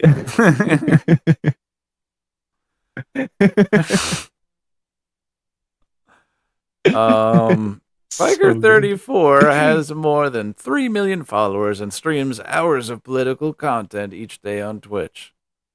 Why is that highlighted? Okay, it's just his channel. All right. Oh, it's probably just a link to his fucking stream. It is a link to his channel. Piker is an anti-Zionist, capitalist-hating Marxist who appears far too comfortable with political violence, so long as it serves the right cause. Yes. Despite the amount of times that he said, I condemn political violence. Right. Like over and over. I like the one that they pulled where they're like, oh, it says right here, he says he wants to kill Rick Scott. And he's like that's not what he said. He said that if, like, they're talking about the fucking, like, the Medicare fraud and Rick Scott being, like, the number one, Medicare of fraudee, taking part in that. Right. So they're like, if the GOP was really concerned about you would want to, like, yeah. They can't, they're like, they can't. First off, they can't understand what context is, and second, they can't understand what hyperbole is. No, right? Like people don't like, and unless I it's get on a their little, side, like, in which case worried it's about like, this, that people don't understand what legal. fucking sarcasm and humor is. Like, like, come on, dude. People are fucking joking. Like, just like we're not allowed to fucking make jokes. Like, I thought Gilon said comedy was legal. Yeah, come on, guys. Pick a lane. Yet, while mainstream conservatives have largely kept Fuentes on the fringe, I don't know about that. He was on Tucker Carlson, bro. What the fuck do you mean he kept him on the fringe? Hold on. No, shut the fuck up. Democrats and much of the media have been far more willing to embrace Piker. He was invited to be one of the creators for Kamala at the 2024 DNC. Yeah, I don't think he was there in that capacity. I think that's kind of disingenuous. He was literally invited by them to be there, and then they fucking kicked him out. Yeah, like they literally kicked him out. Like, I remember that. I saw that. It was wild. He had his own like you can't VIP have it both booth. ways, It guys. was crazy. Like I don't what I mean by that too is like I don't think he was a part of this like stupid like program thing right here. This specifically, I think he was there because of like how big he specifically like was like as an influencer, not like with the rest of those like whoever the hell else they got. You know what I mean? Yeah, this is shoddy reporting. This April, he also campaigned with Michigan's Democratic U.S. Senate candidate Abdul Sayed. El Sayed, my bad. The Times ran a glowing profile of Piker a year ago, headlined "A Progressive Mind in a Body Made for the Manosphere," which was the original headline was "In a MAGA Body," title. Or wasn't it? Like a progressive mind in a MAGA body. Yeah, let's get real with it. That was funny. Let's get real with it. I'm like, but also that's such a silly headline to begin with, because like how many like fucking MAGA dudes do you see out there that are just like the MAGA body guy? Dude. Like, what do you mean? The MAGA body? Yeah, no, the MAGA body is actually incredibly obese for the most part. I think if you really went around and did a true sample size, you would find that the true MAGA body is significantly overweight and very unshowered. Yeah, I'd say it's like the higher form of the dad bod. It's actually like the granddad bod, I would say. Yeah, so, okay, so they're saying about granddad bod strength.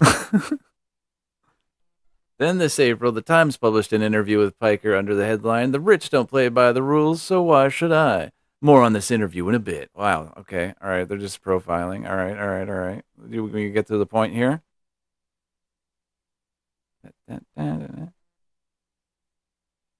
Okay, the gunman at the correspondence dinner. What does that have to do with Hassan? He didn't do it. What is this article, man? I'm sorry. I'm just looking for the relevant points here, and I've yet to come by them.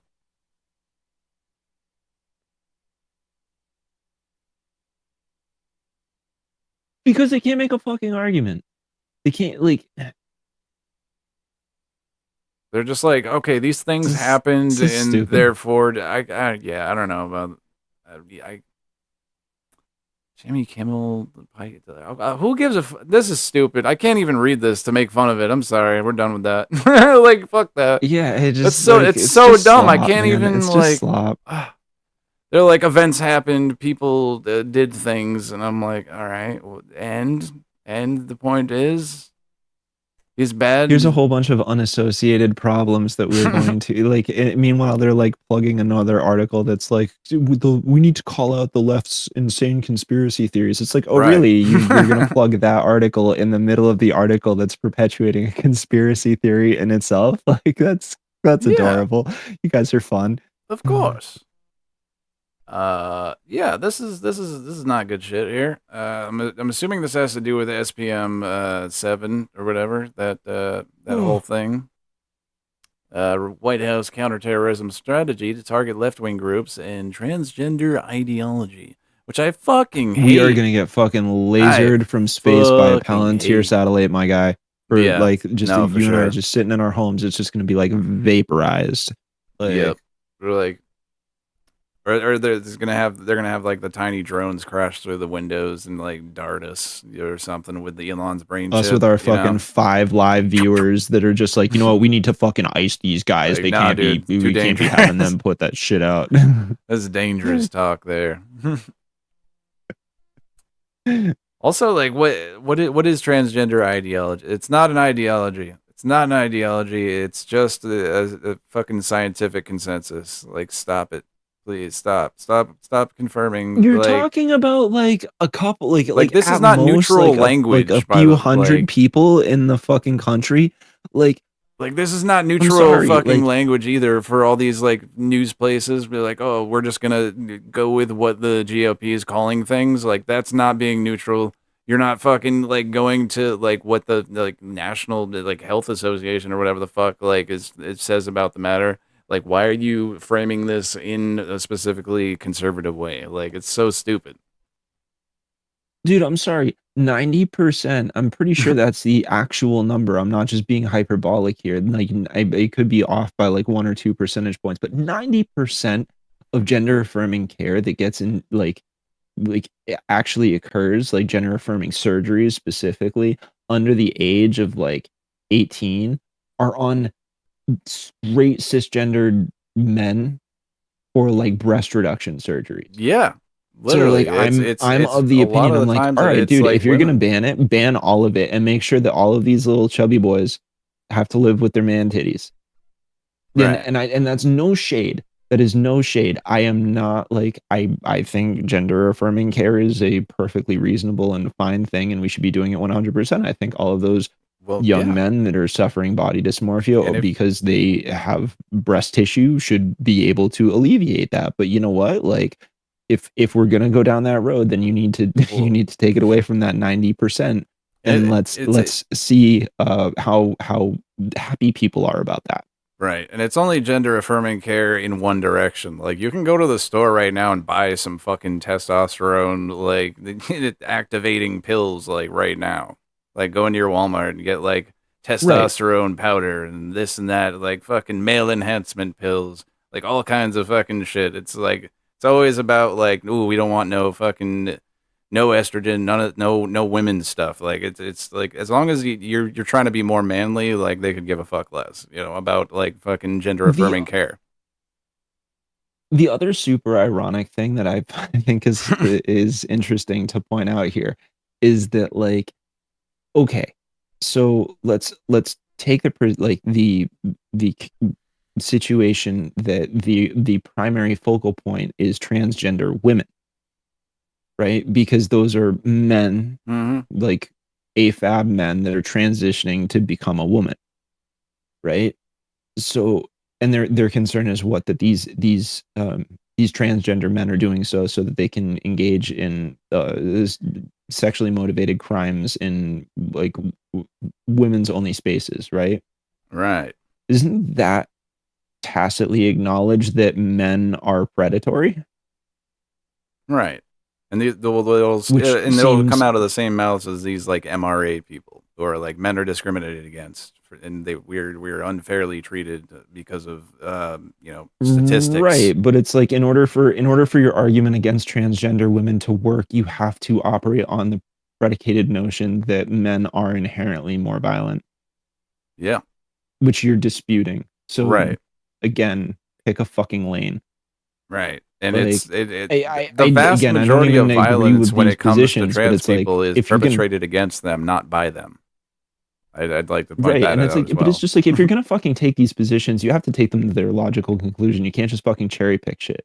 Right. So like, I say all this stuff only to illustrate how fucking insane the take is. When it's like, again, you're talking about like a couple hundred to maybe 1,000 some odd people in the fucking country that this applies to.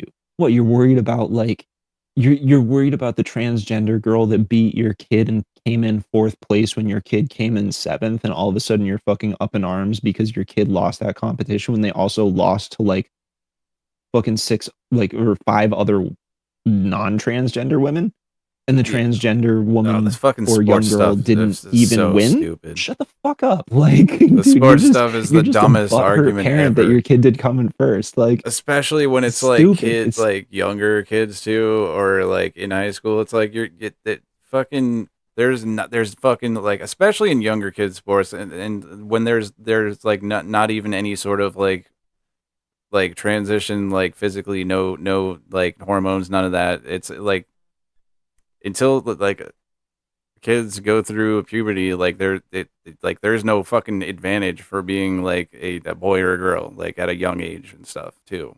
Like that's the dumbest fucking thing right there, like, as well. Like, so these surgeries that everybody's upset about too, like, no, the surgeries don't get performed on children. You perform like actual surgeries like that when they're older, like in their late teens. And often like there is no surgeries as well for just trans people in general. That's exactly my point. Like that's not like a majority of trans people. Puberty blockers.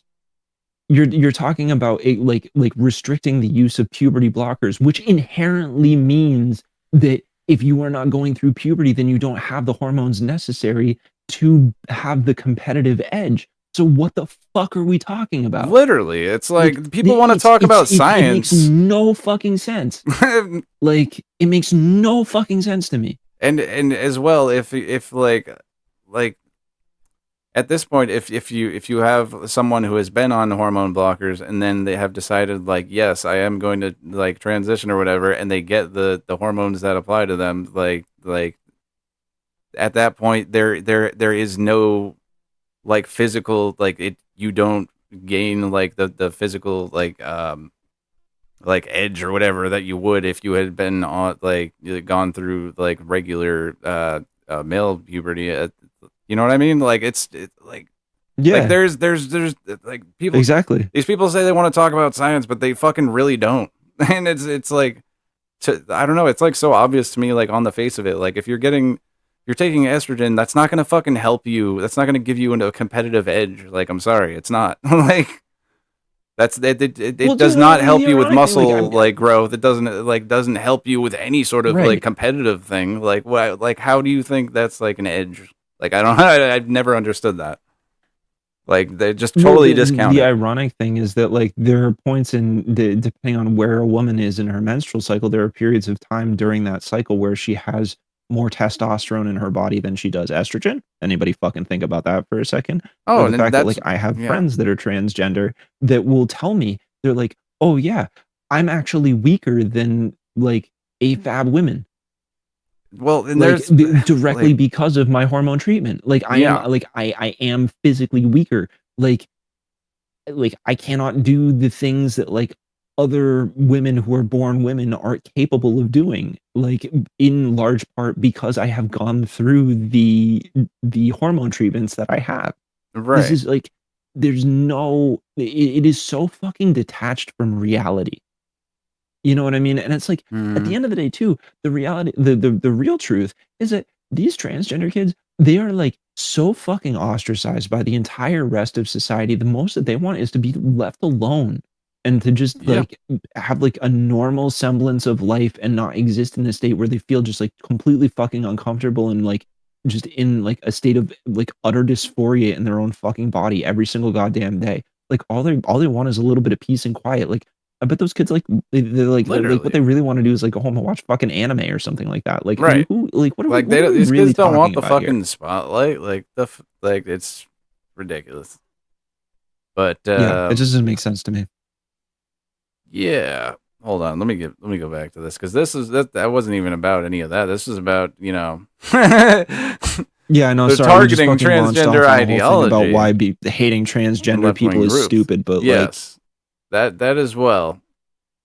But apparently on Wednesday, the Trump administration announced that a national counterterrorism strategy calling for more aggressive steps to crack down on left-wing violence, including Antifa and the savage attacks prompted by racial gender ideology. Like where? When was this? What do you remember the savage attacks prompted by radical gender ideology? Because nope, I don't remember a nope. You'd single have to be a little bit more attack, specific. mass shooting, or anything. Where's the blue text for a link on that one, huh? Yeah, I don't see that. You can't fucking cite your Hmm. sources? What are Interesting. we talking? The focus on left-wing terrorism is part of an overarching U.S. counterterrorism plan that also focuses on eliminating threats from drug cartels, hemispheric threats, and preventing weapons of mass destruction from entering American soil. So we're gonna bring in some nukes? Is that what we're doing? I missed that at the last Antifa meetup. We're bringing in the fucking nukes. Is that what we're doing? First you get the drugs. I mean, then you get the nukes. Then you get the women. look, it's not like it's not like there isn't precedent set for the CIA not just deliberately focusing on completely like undermining and quashing left-wing groups in the United States, but also evidence for the CIA doing collaborative drug running operations with cartels. For sure. So what are we again? What Yeah, they want the fuck are we talking about, guys? Like what? Like you got drugs we can have? how ignorant must one be? Like apparently they're acting like fucking people that say, "Oh, I'm anti-fascist" or somehow the fucking weather underground. Like this is fucking insane. Bring receipts or shut the fuck up. So like sit down, grandpa. Like I can't. Yeah. So basically, just like most of the country are just radical terrorists, anarchists now. I guess just anyone who's like, I don't like fascism. Actually, like, whoa. So you're an Antifa, huh? Like, get the bag, boys. Like, get pull up the van. We got another one. Apparently, we will use all the tools constitutionally available to us to map them at home, identify their membership, map their ties to international organizations like Antifa, and use law enforcement to cripple them operationally before they can maim or kill the innocent. Is that what? Who? Where? Why? What? Who, huh? which? By the way, I which innocence? Like what? I kind of glanced over this as well, but they said threats hemispherically. By the way, so is that like a Venezuela like reference? I know Trump tweeted the other day, 51st state with a map of there. You think that has something to do with it? Yeah, it's getting a little conflictory in ways that does not follow logic or evidence. Fucking Charlie Kirk. You know. What the fuck? Okay, apparently it's all because it's all left-wing radical lunatics that were trying to kill, Trump, and Charlie Kirk apparently is being cited as one of the reasons here. And so This is fucking crazy. let me get this straight, because the alleged shooter of Charlie Kirk, who, by the way, there's now concern that the ballistics from the gun that they collected that he supposedly they don't disposed of match, didn't right? match. Mm-hmm. Right? So that's kind of a fucking problem. And also the Let's fact pretend that little detail didn't occur. Like somehow this kid who was dating someone who was like I think a roommate who was going through a transition process felt personally aggrieved because of, like, he was tired of hearing Kirk say stuff like he wasn't like in any there was no evidence to prove that he was engaged in any sort of like left-wing like Discord or Telegram groups, Yeah, or no. like, that he was subscribing or like consuming any Dude, left-wing and- content that would have galvanized him into a left-wing movement or whatever. Like, we know Mhm. the kid played Helldivers, but Well, and most of these aside from Trump that, would-be, attempted shooters are all former fucking MAGAs that are pissed about the Epstein files. Like, the fuck, bro? Like, no, this is your guys'. Like, you guys hype them up, and you're like, we're gonna release it. Like, oh, we're gonna fix everything. Like, well, just kidding. No, we're not. We're gonna put some of it out. Oh, Trump's all over it. Wait, no, he's not. Take it back. I take it back. Like, wait, what? It's like, dude, like it's your own deranged cultists that are trying to kill you, and you're gonna blame everyone else. Like, I see what's going on here. where's the smoke for the guy that had like the hit list and killed like multiple state legislators in Minnesota? Yeah, I was gonna like Like, what? That was the like a fuck, story dude? for a week. That was it. That was all. Like, Yeah, oh, that was yeah. like one of the Oh, they most were killed, whatever. prominent, like, and intense instances of political violence that we've had in this country. Arguably more intense than Kirk. The only difference was like Kirk was literally Like, being broadcast in televised, real time. Yeah, like, but outside of that, it doesn't. It's like I don't know. Yeah. I saw the Kirk video. It was fucking violent. It was horrible. It was really bad. I like wish I could. There's a certain amount of me that wishes that I could scrub that image from my mind. But can't do that. Can't unsee that shit. But that's one death as opposed to two deaths and two mortal injuries. But is this like? I'm sorry. There's not a comparison here.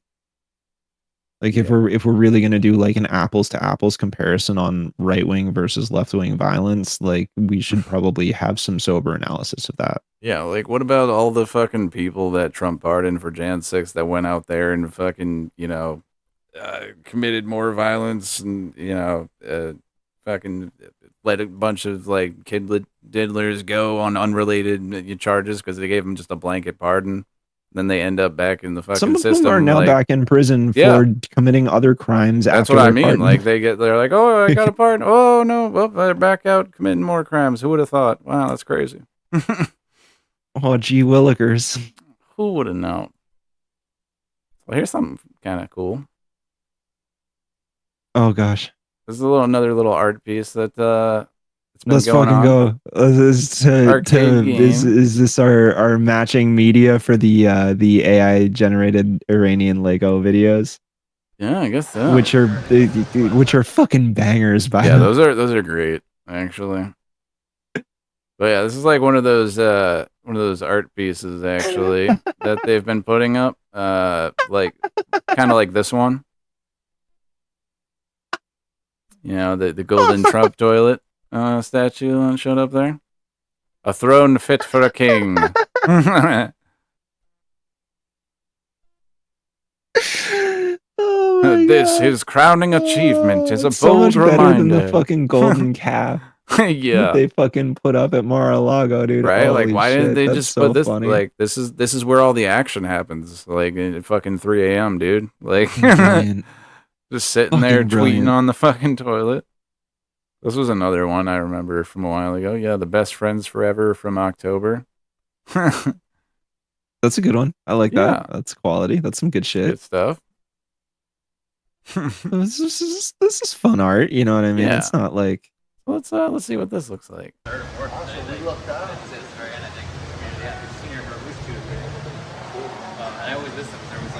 Operation Epic Furious.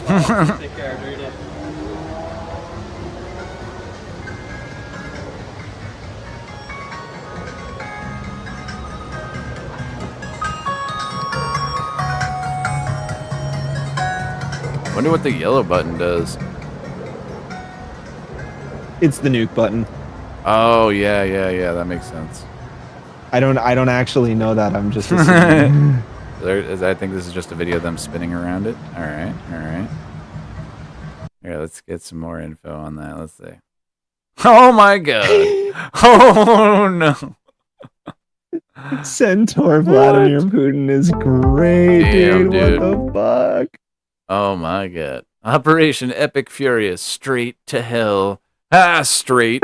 That's good. I like that. Is a work of the Secret Handshake, an art collective that is also responsible for several satirical statues featuring Donald Trump and Jeffrey Epstein that has been erected at the National Mall. Best buds forever. Oh my god. They had a Titanic one? I didn't see that. That's wild. Oh, that's cute. That's adorable. Yeah. That's good shit. That's really that's I'm nice. flying. That's nice. I'm really flying. Oh man, Hegseth over here. the Secret It's Handshake very says the administration has the go ahead. It's been portraying the war in Iran as a video game by producing hype reels and posting them online, hence its latest installation. Okay. You're gonna say sorry. No, I just like I just find like some of like I'm glad that people are doing protest art. I find this is brilliant. I find Yeah. some of the statues to be a little bit sort of like It's like I don't know if you would hate this or not. like Bush era like lived out kind of like jokes. You know what I mean? Yeah, or it's- like I the think you interpretive could be a little fucking more dancing clever, in but- front of the reflecting pool like type stuff. Dude, did you see that? That was Yeah. so bad. Yeah. Like, do we like, need an I interpretive just- dance recreation of the murder of someone as a protest? Like, I don't think we do. I don't think we need a Right, I flash don't know. mob I just, like- recreation of a murder.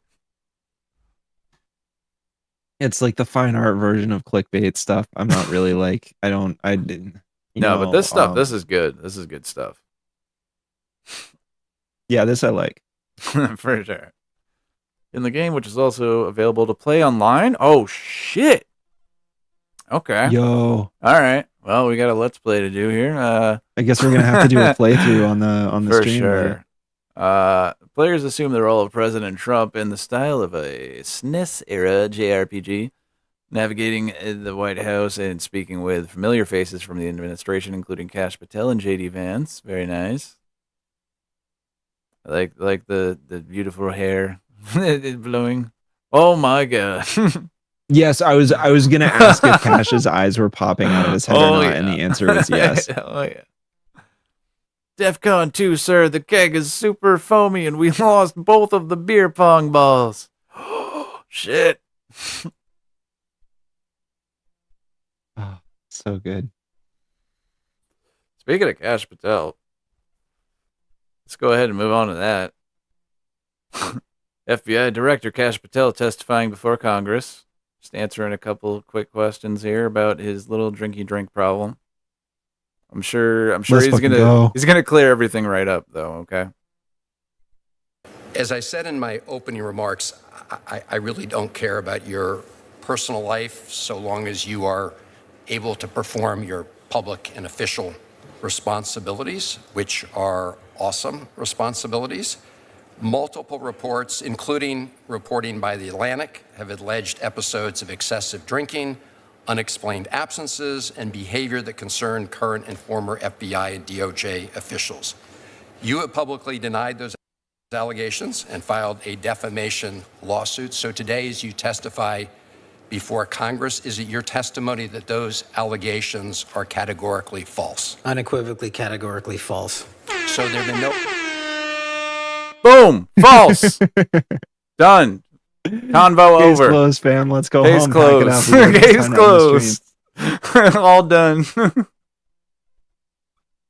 occasions during You your heard it tenure first. when FBI personnel were unable to promptly reach you?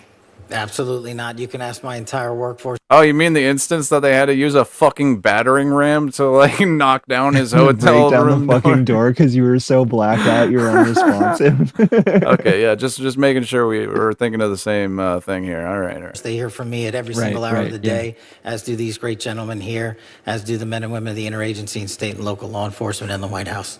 And so there have been no occasions when your security detail had difficulty waking or locating you, is that right? Nope, it's a total farce. I don't even know where you get this stuff, but it doesn't make it credible because you say so.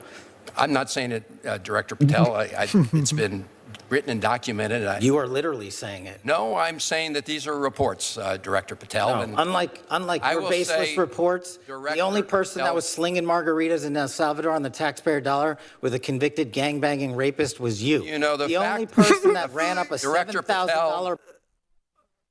Like what? What?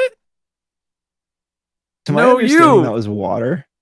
No, you. I had heard that when Chris Van Allen did that with Kilmar Abrego Garcia, they put water in the glasses. It was water with put salt on the fucking rim of the water. Yeah, that's wild. Yeah, Like what? like guys.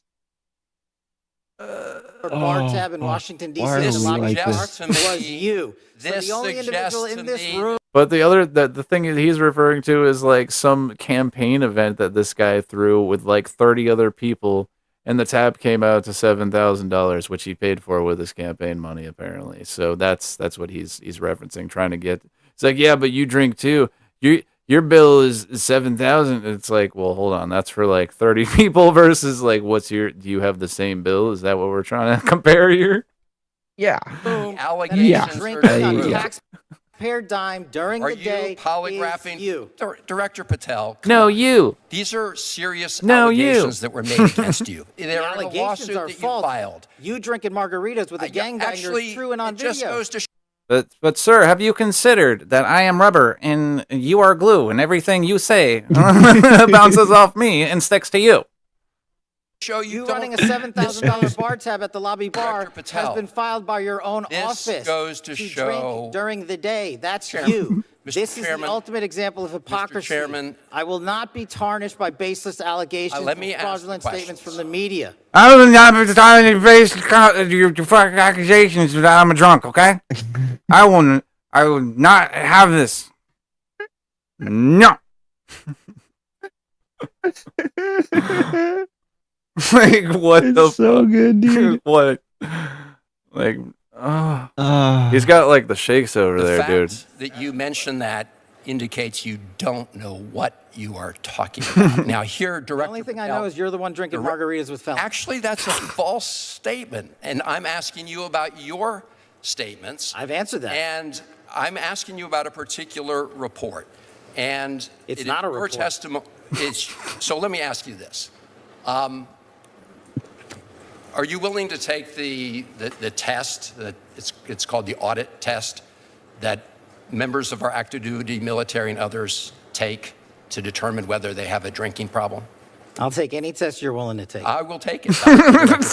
I'll take it. Ready to take it? Let's go. Yes or no? Let's go, bro. Side by side. Let's go. Let's fucking take I'll these take it shit. if you do. Like what the fuck? Like no, I'll you. take the test if you take the test. Yeah. Like no, you have a drinking problem. Like he's not even denying any of it. He's just like, no, you. I'll take it. Well, I mean, he is I mean, denying it, that's but at the same time, he's their not thing. answering the That's- question. Like, you know, like what? I mean, that's classic. That's like that's the playbook for these guys. Like when Heg said, they're like, asking Hegseth, they're like, hey, so like to date, how much money have we spent on Iran? And Hegseth's like, well, let me ask you a more important question. What's the cost of Iran having a nuclear weapon Yeah, to the exactly. future of America? And it's like, dude, we're literally asking you how many dollars you've spent on this. Like, you guys don't. You don't Actually, know. that's classified. You didn't. I cannot actually They disclose. can't. They think they're being slick, like, but it's really like it's really like tragic and embarrassing how stupid they are. Yeah. Like, I mean, I think the most tragic thing is that like we are literally paying for it, and we're like people are fucking like people in the United States are dying from it. Like whether it's like because they don't have healthcare or they can't afford their groceries or they're going homeless or like what I like yeah like that's the actual sad part. Yeah. And the rest of it is just fucking stupid. And it's annoying that like we're like, yeah, we'll give up like our entire well-being so that C-SPAN can turn into the like fucking VH1 circa fucking 2004. Some fucking Jersey Shore ass shit. Like, no, fuck you. Yeah. No, fuck you. It's like you're and don't you're get me wrong, supposed dude, to be testifying. I love Jersey Shore. Like I love Jersey Shore. That is like fucking leaps and bounds more entertaining than fucking like the real world ever was. But like Jesus Christ, dude, like not to say that there wasn't super fucked up stuff happening on the set of Jersey Shore, which there was. But it was very entertaining television. It's exhausting to see C-SPAN now take the place of that. Yeah. Yeah, just everything is reality TV now. Everything. Right. All right. I think that the fact that you're so have you ordered polygraph tests of members of your team to determine how that story came about? The FBI conducts polygraph tests all the time. No, have you ordered polygraph tests for members of your team to determine who was the source of the stories that I'm asking you about? I don't order any polygraph tests. There's an internal inspection review process for any and all leaks, especially of baseless information at the FBI that's been in place for the last 30 years. So yes, he did order a polygraph test for people he thought might be the leakers of the story. Is what he just said. Right. Right. Processes are followed by career intelligence and agents on the ground. He's like, did you do the thing? He's like, no, I did the thing. Like, what? I didn't order them myself, but I ordered other people to order them. No. Yeah, exactly. See, there's a degree of separation here. All right. So, don't be coming at me, bro. Exactly. That was that other guy I told to do the other guys to do the thing. It wasn't me. Like, right. You got to maintain that plausible deniability. Yeah. Take that as a yes, since you said that these were unauthorized disclosures. I have another round of questioning regarding your firing people who were important to gathering intelligence with respect to Iran, but I'll wait for my second round. Thank you, Chairman. Senator Collins, we are pleased to have the chairwoman of the full committee with us. Thank you very much, Mr. Chairman. Boo. There's more stuff with Van Hollen, but we'll just skip that for now. But yeah, that's fucking wild. There's even more shit with them too, but I thought this was pretty funny. Apparently Van Hollen posts his alcohol test results after the Patel challenge. I don't know if these guys are going to get into it very much, but we'll see if they have any more news, if they're just going to be talking about it's it this CBS, whole time. Who cares? So probably not. Says, True. will you take this government test? It's called an audit test. And Patel says, I will if you will. Well, today on social media, bring it up, control room, Chris Van Hollen posted the results. Okay, here we go.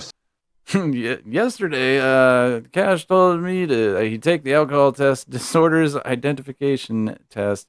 If I did, well, here's mine. Given all the lies he told yesterday, I imagine he'll fudge the numbers here. But let's see yours, Director Patel. Yeah, there ain't no goddamn way. It's not just telling someone to. You show me yours. Yeah. 3, which, based on the way I'm looking at this score, this full sheet here, is pretty low. And then he says in the social media post that... yeah, we know what he says. All right, but yeah, that's the thing. That's fucking hilarious, though. Oh, That's so man. fucking funny.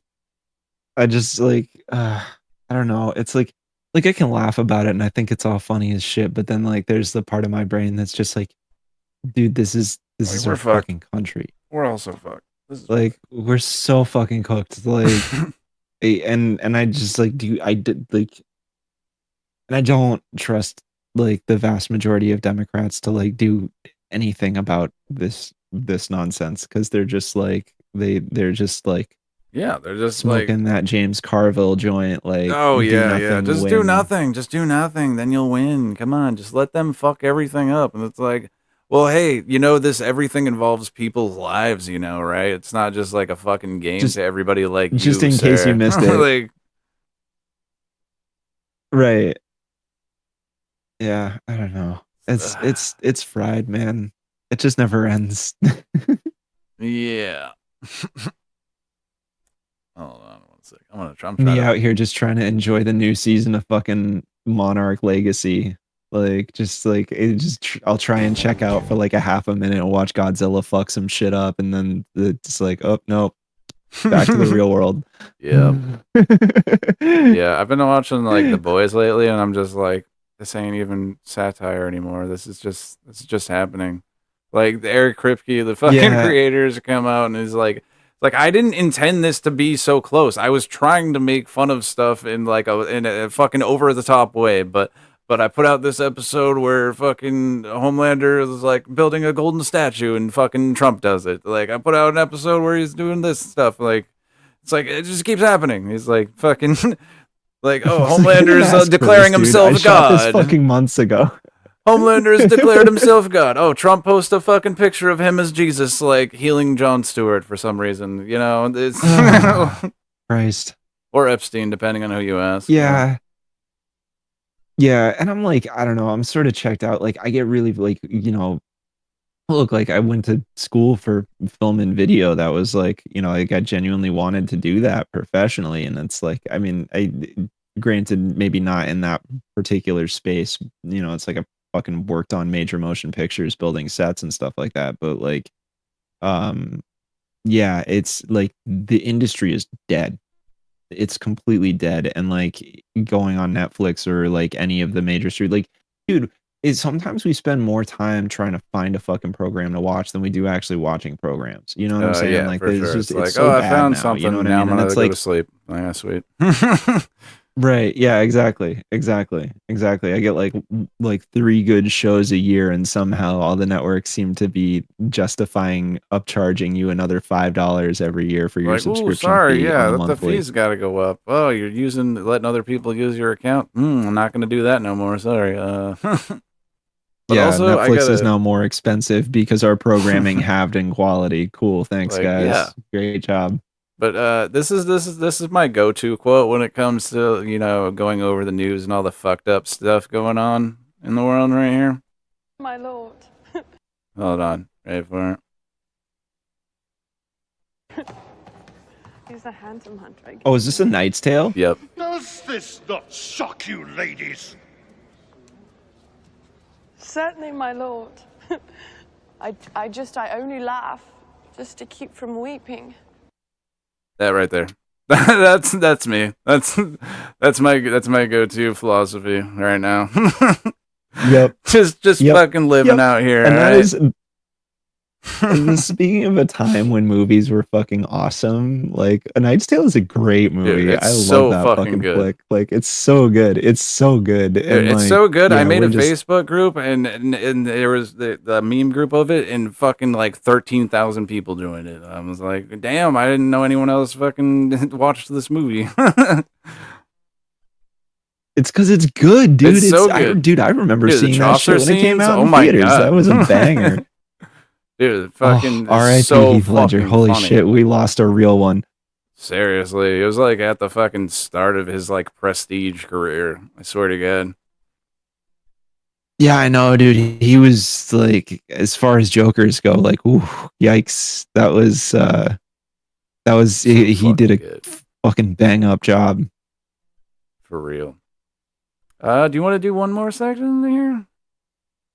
Yeah, we can do one more little guy. Oh, you know what we'll do? We'll do some trash TV. How about that? You ready for this? I love it. Let's go.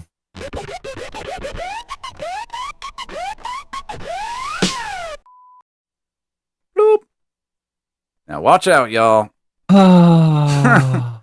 Elmo just might be turning your kids into jihadis. Because everyone knows anyone that wears keffiyeh, they're out for jihad, bro. That's how that works. Yep. Naturally. God damn it, Elmo. Why? Bring me Michael, dude. Bring me Michael. Said no one ever. Hey. It's going to do that stupid thing where the audio doesn't work for a minute. Hold on. Come on. Come on, baby. You can do it. Come on. Come on, Facebook. Turning your kids into jihadis. Elmo is now going on Sesame Street to teach your kids Arabic. Salam alaikum, everyone. Oh my God. Arabic. The language of terrorists. I'm Rami Youssef. Bro, it's a fucking language. Mr. Rami, what does salam alaikum mean? Well, salam means peace, and it's a way to say hello in Arabic. Oh, cool. Oh, salam alaikum, everybody. Teaching kids how to say hello in a different language than mine? What the fuck? This is bullshit, It's like a really nice way to say hello too. Like salam means peace. Like so it's like probably That's what like I mean. I don't speak Arabic, so I would it's like imagine it's going something up along the lines of like "peace be with you" or literally, you it's know, like the something Catholic like fucking that. thing. Literally, the peace be with you thing, isn't it? Like, just the same exact thing. Like, literally. Yeah. Like, Same what God, the even. fuck, Like, dude? come on, bro. Like, literally. Oh God, Like, I just don't understand it's the same character. Islamophobia. Like I'm sorry, I don't get it. Like somehow Christians aren't responsible for like the Crusades or anything like that. You know what I mean? Like, Yeah, no, that guys, was come on. justified. Happy Arab American Heritage Month, Habibi. We love you. La la la. This is the song. La la la la la la. What? He's losing it. He's fucking losing it, dude. Holy shit. What? What? I did not pre-watch. I did not. I was not expecting that from Michael Knowles. I think he's given up, dude. He's tried so hard to be like the academic type. Well, actually, did you know that this and that? Now he's just out here going like, I'm gonna blow you up. Like, all right, dude.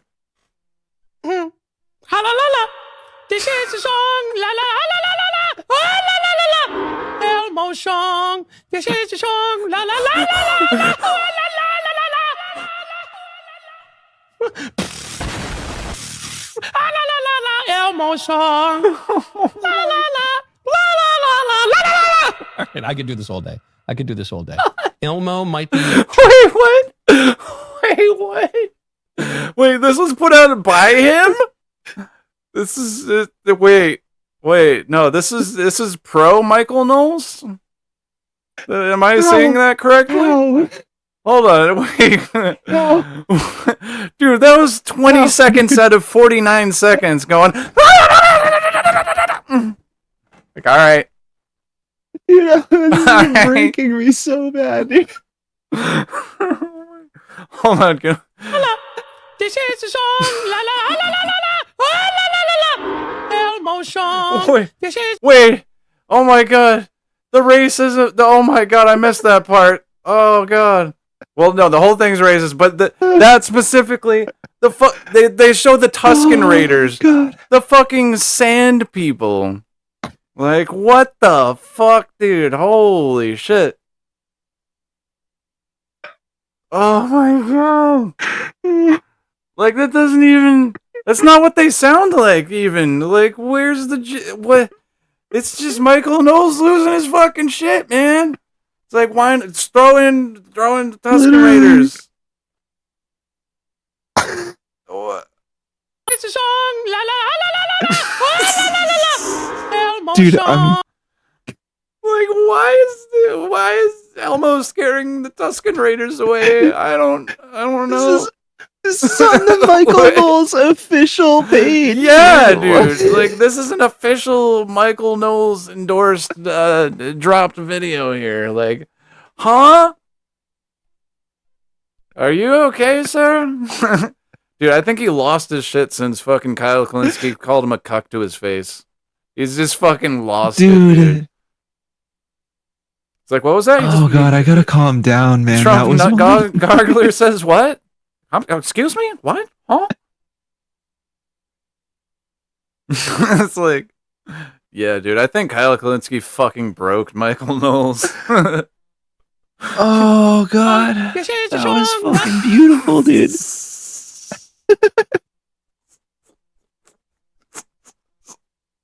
I'm gonna put in that clip of him fucking making fun of him, like during the Piers Morgan interview in here, like right in between, Dude. like his fucking.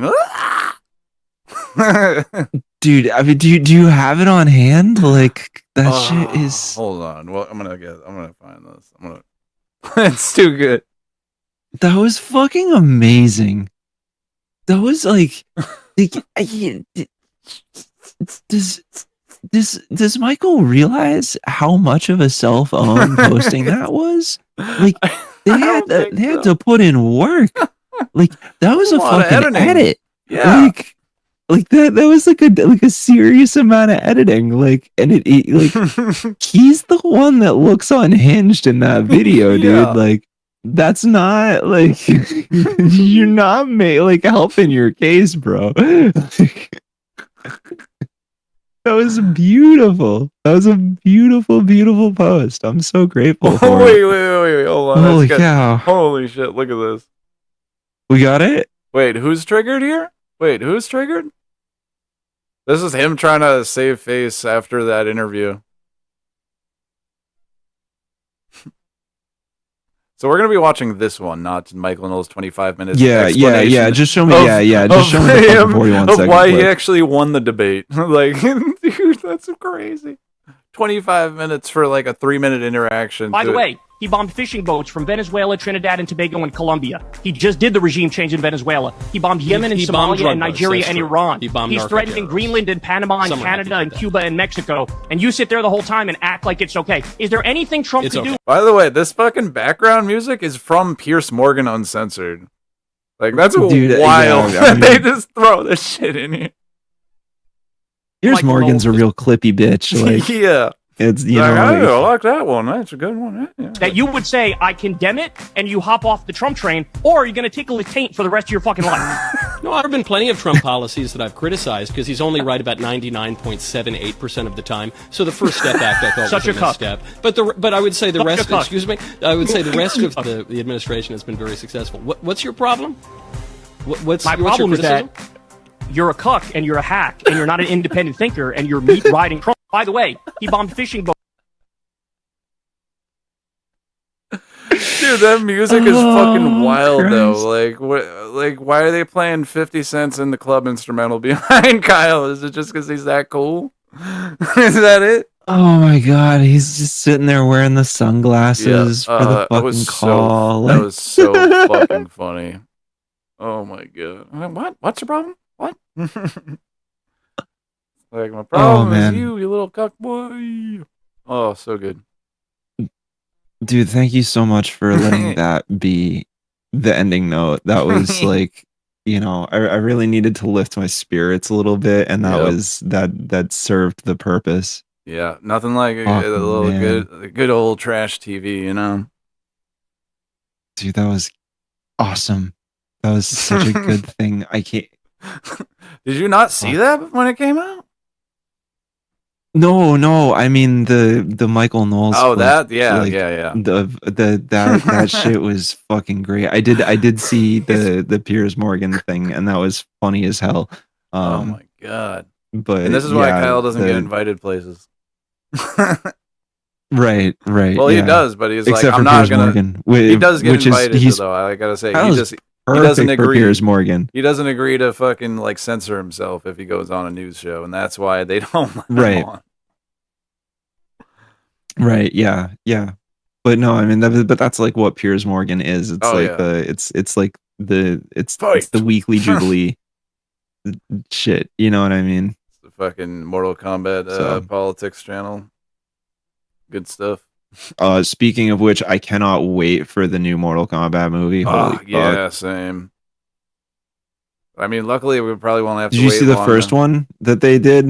The first reboot? Because that shit was fire. I need to go back and rewatch it because I don't really remember much, and I think it was probably because I was playing the newest, like one of the newer Mortal Kombat games at the time, so I kind of have like memories of like the gameplay They story blend. Yeah. mixed together with like what happened in the fucking movie. So I'm like, yeah. Yeah, no. I know they killed That's Goro fair though. enough. That was fucked No, up. Like right away? Come on. Yeah, Goro did got like in that first one, which was I think the only real complaint about the new Mortal Kombat movie was that like the first movie was not the tournament. Yeah. You know what I mean? Which like, okay, like I can understand that complaint. The second movie is supposed to be the tournament though, so Right. like great, let's fucking go. I'm excited. Can't wait for it. Yeah, It's speaking gonna of be that great too, shit. that reminds me of fucking have you been watching the Twisted Metal series? Dude, I haven't seen season 2 yet, but I loved season 1. Season 1 was awesome. That's That shit another was good great. example of the I don't know. I need to build-up. get Peacock back for it, so Yeah. I think I have that like for free with like one of my fucking stupid phone plan things or some shit like that, and that's the only reason I have it. Peacock sucks. The player, if you ever that and fucking Paramount. Are yeah, Peacock awful. is ass, but like they do have good programs on Peacock, but yeah, the Peacock player is garbage. Yeah, so many of these. But yeah, streaming no, I services do. suck. I am a big fan of Mortal Kombat. That was like one of my first video games on the Sega Genesis. The Sega Genesis was the first video game system I ever had, and I loved Fucking, Mortal Kombat. trilogy for fucking N64. That's the one I fucking played nonstop. Yo, yes, Like, that all is the that is characters. trilogy for 64 is the one I also played the So most. good. That was like Dude, I still have that. shit You gotta was come over goated and because we it gotta was just play. everything. Yeah, dude, down. got all that I'm shit. fucking 100% down. Let's go. I love Mortal Kombat trilogy so much, dude. That shit yeah. is it. Well, you know what? We'll plug it in. We'll put it through the CRT TV and everything, and I'll have it running from out of there back onto the stream. You know, we can fucking kill shit over. Yeah, let's fucking I'm go. the master of rigging stuff that shouldn't go together. Like you just need this I like, converter to go into this converter to this converter. Right. Right. I like Trent in the comments asking if we're gonna watch the new Street Fighter. No, I am not going to watch the new Street Fighter, mainly because I have no desire to support the bizarro version of me that is fucking Andrew Schultz. yeah, dude. Oh my god. That's too good. Fuck. That guy needs to get out of my goddamn way, let me tell you. Oh, that's too fucking good. Yeah, what up, Trent? Damn, just noticed you were over there. That's cool. Well, show's over now, but still, Trent's actually going to be on a stream tomorrow on Real Combos with us. So that's going to be fun. You should check that out. That's everybody. good stuff. Cross promoting, which I don't really do you that often. You guys got to hit it up. But yeah, definitely do that.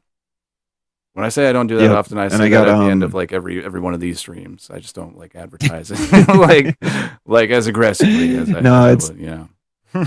The plugging is hard, but I will say to folks that I've got I do have a guest that I've been very excited to talk to. This author of a book called The Fires of New England. This guy Eric Morser, who's a history professor out of Skidmore College in New York. And he wrote this book about the Working Men's Convention in Keene in 1834. A bunch of guys got together to write an address, basically, to say that they were sick of corrupt lawyers and politicians in the state of New Hampshire. And so I'm going to talk to him about that book and sort of the through line between 1834 and 2026. Yeah. So Yeah, it nearly sounds like 200 some years similar of shit themes. being exactly the same. Right. More changes, Yeah. more things So that's stay the exciting. same, you know.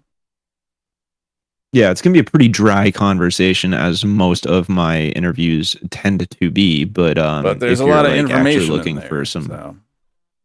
Yeah, if you're looking for some more dense historical info and context so that you can take that shit with you to the bank when you are gonna go do activism or organizing. It's useful info to put in the old noggin. For sure. Definitely go subscribe to Locally Sourced if you have not already, anyone that is watching. Yeah, definitely. I probably have other stuff to say that I can't think of right now, but I think we're about good. I think it's about a show. About a show here. Call it a night. Yeah. Cheers. And if anybody wants to learn more about the 3-3 tax proposal, I did speak with Andrew Valinsky and Cliff Below about that on my most recent interview. So more information there. Yep. Hell yeah. And, yeah, just click all the links in the description below, especially the ones that go to places. Especially the ones that go to places where that let you give us money. Do that for sure. Yeah. Trying to absolutely trying to expand the operation. If you guys want to see us streaming more than one night a week, you got to go down there. Go down to the little link section. Right. You got to make it worth our while. Yeah. Exactly. I mean, this is a working class, operation, by the working class for the working class. So no corporate interest. Brother, we got rent to pay. We ain't homeowners. Yeah, exactly. Fucking, we're millennials. We don't own homes. I mean, I got lucky, but Oh, you son of a gun! I got real lucky. Yeah, we all hit pay dirt sometimes. Yeah. But yeah, that'll be about it. Thank you guys for tuning in. Thanks for watching. We'll be back next Thursday at 7:30. Yeah, see you soon. Catch y'all later.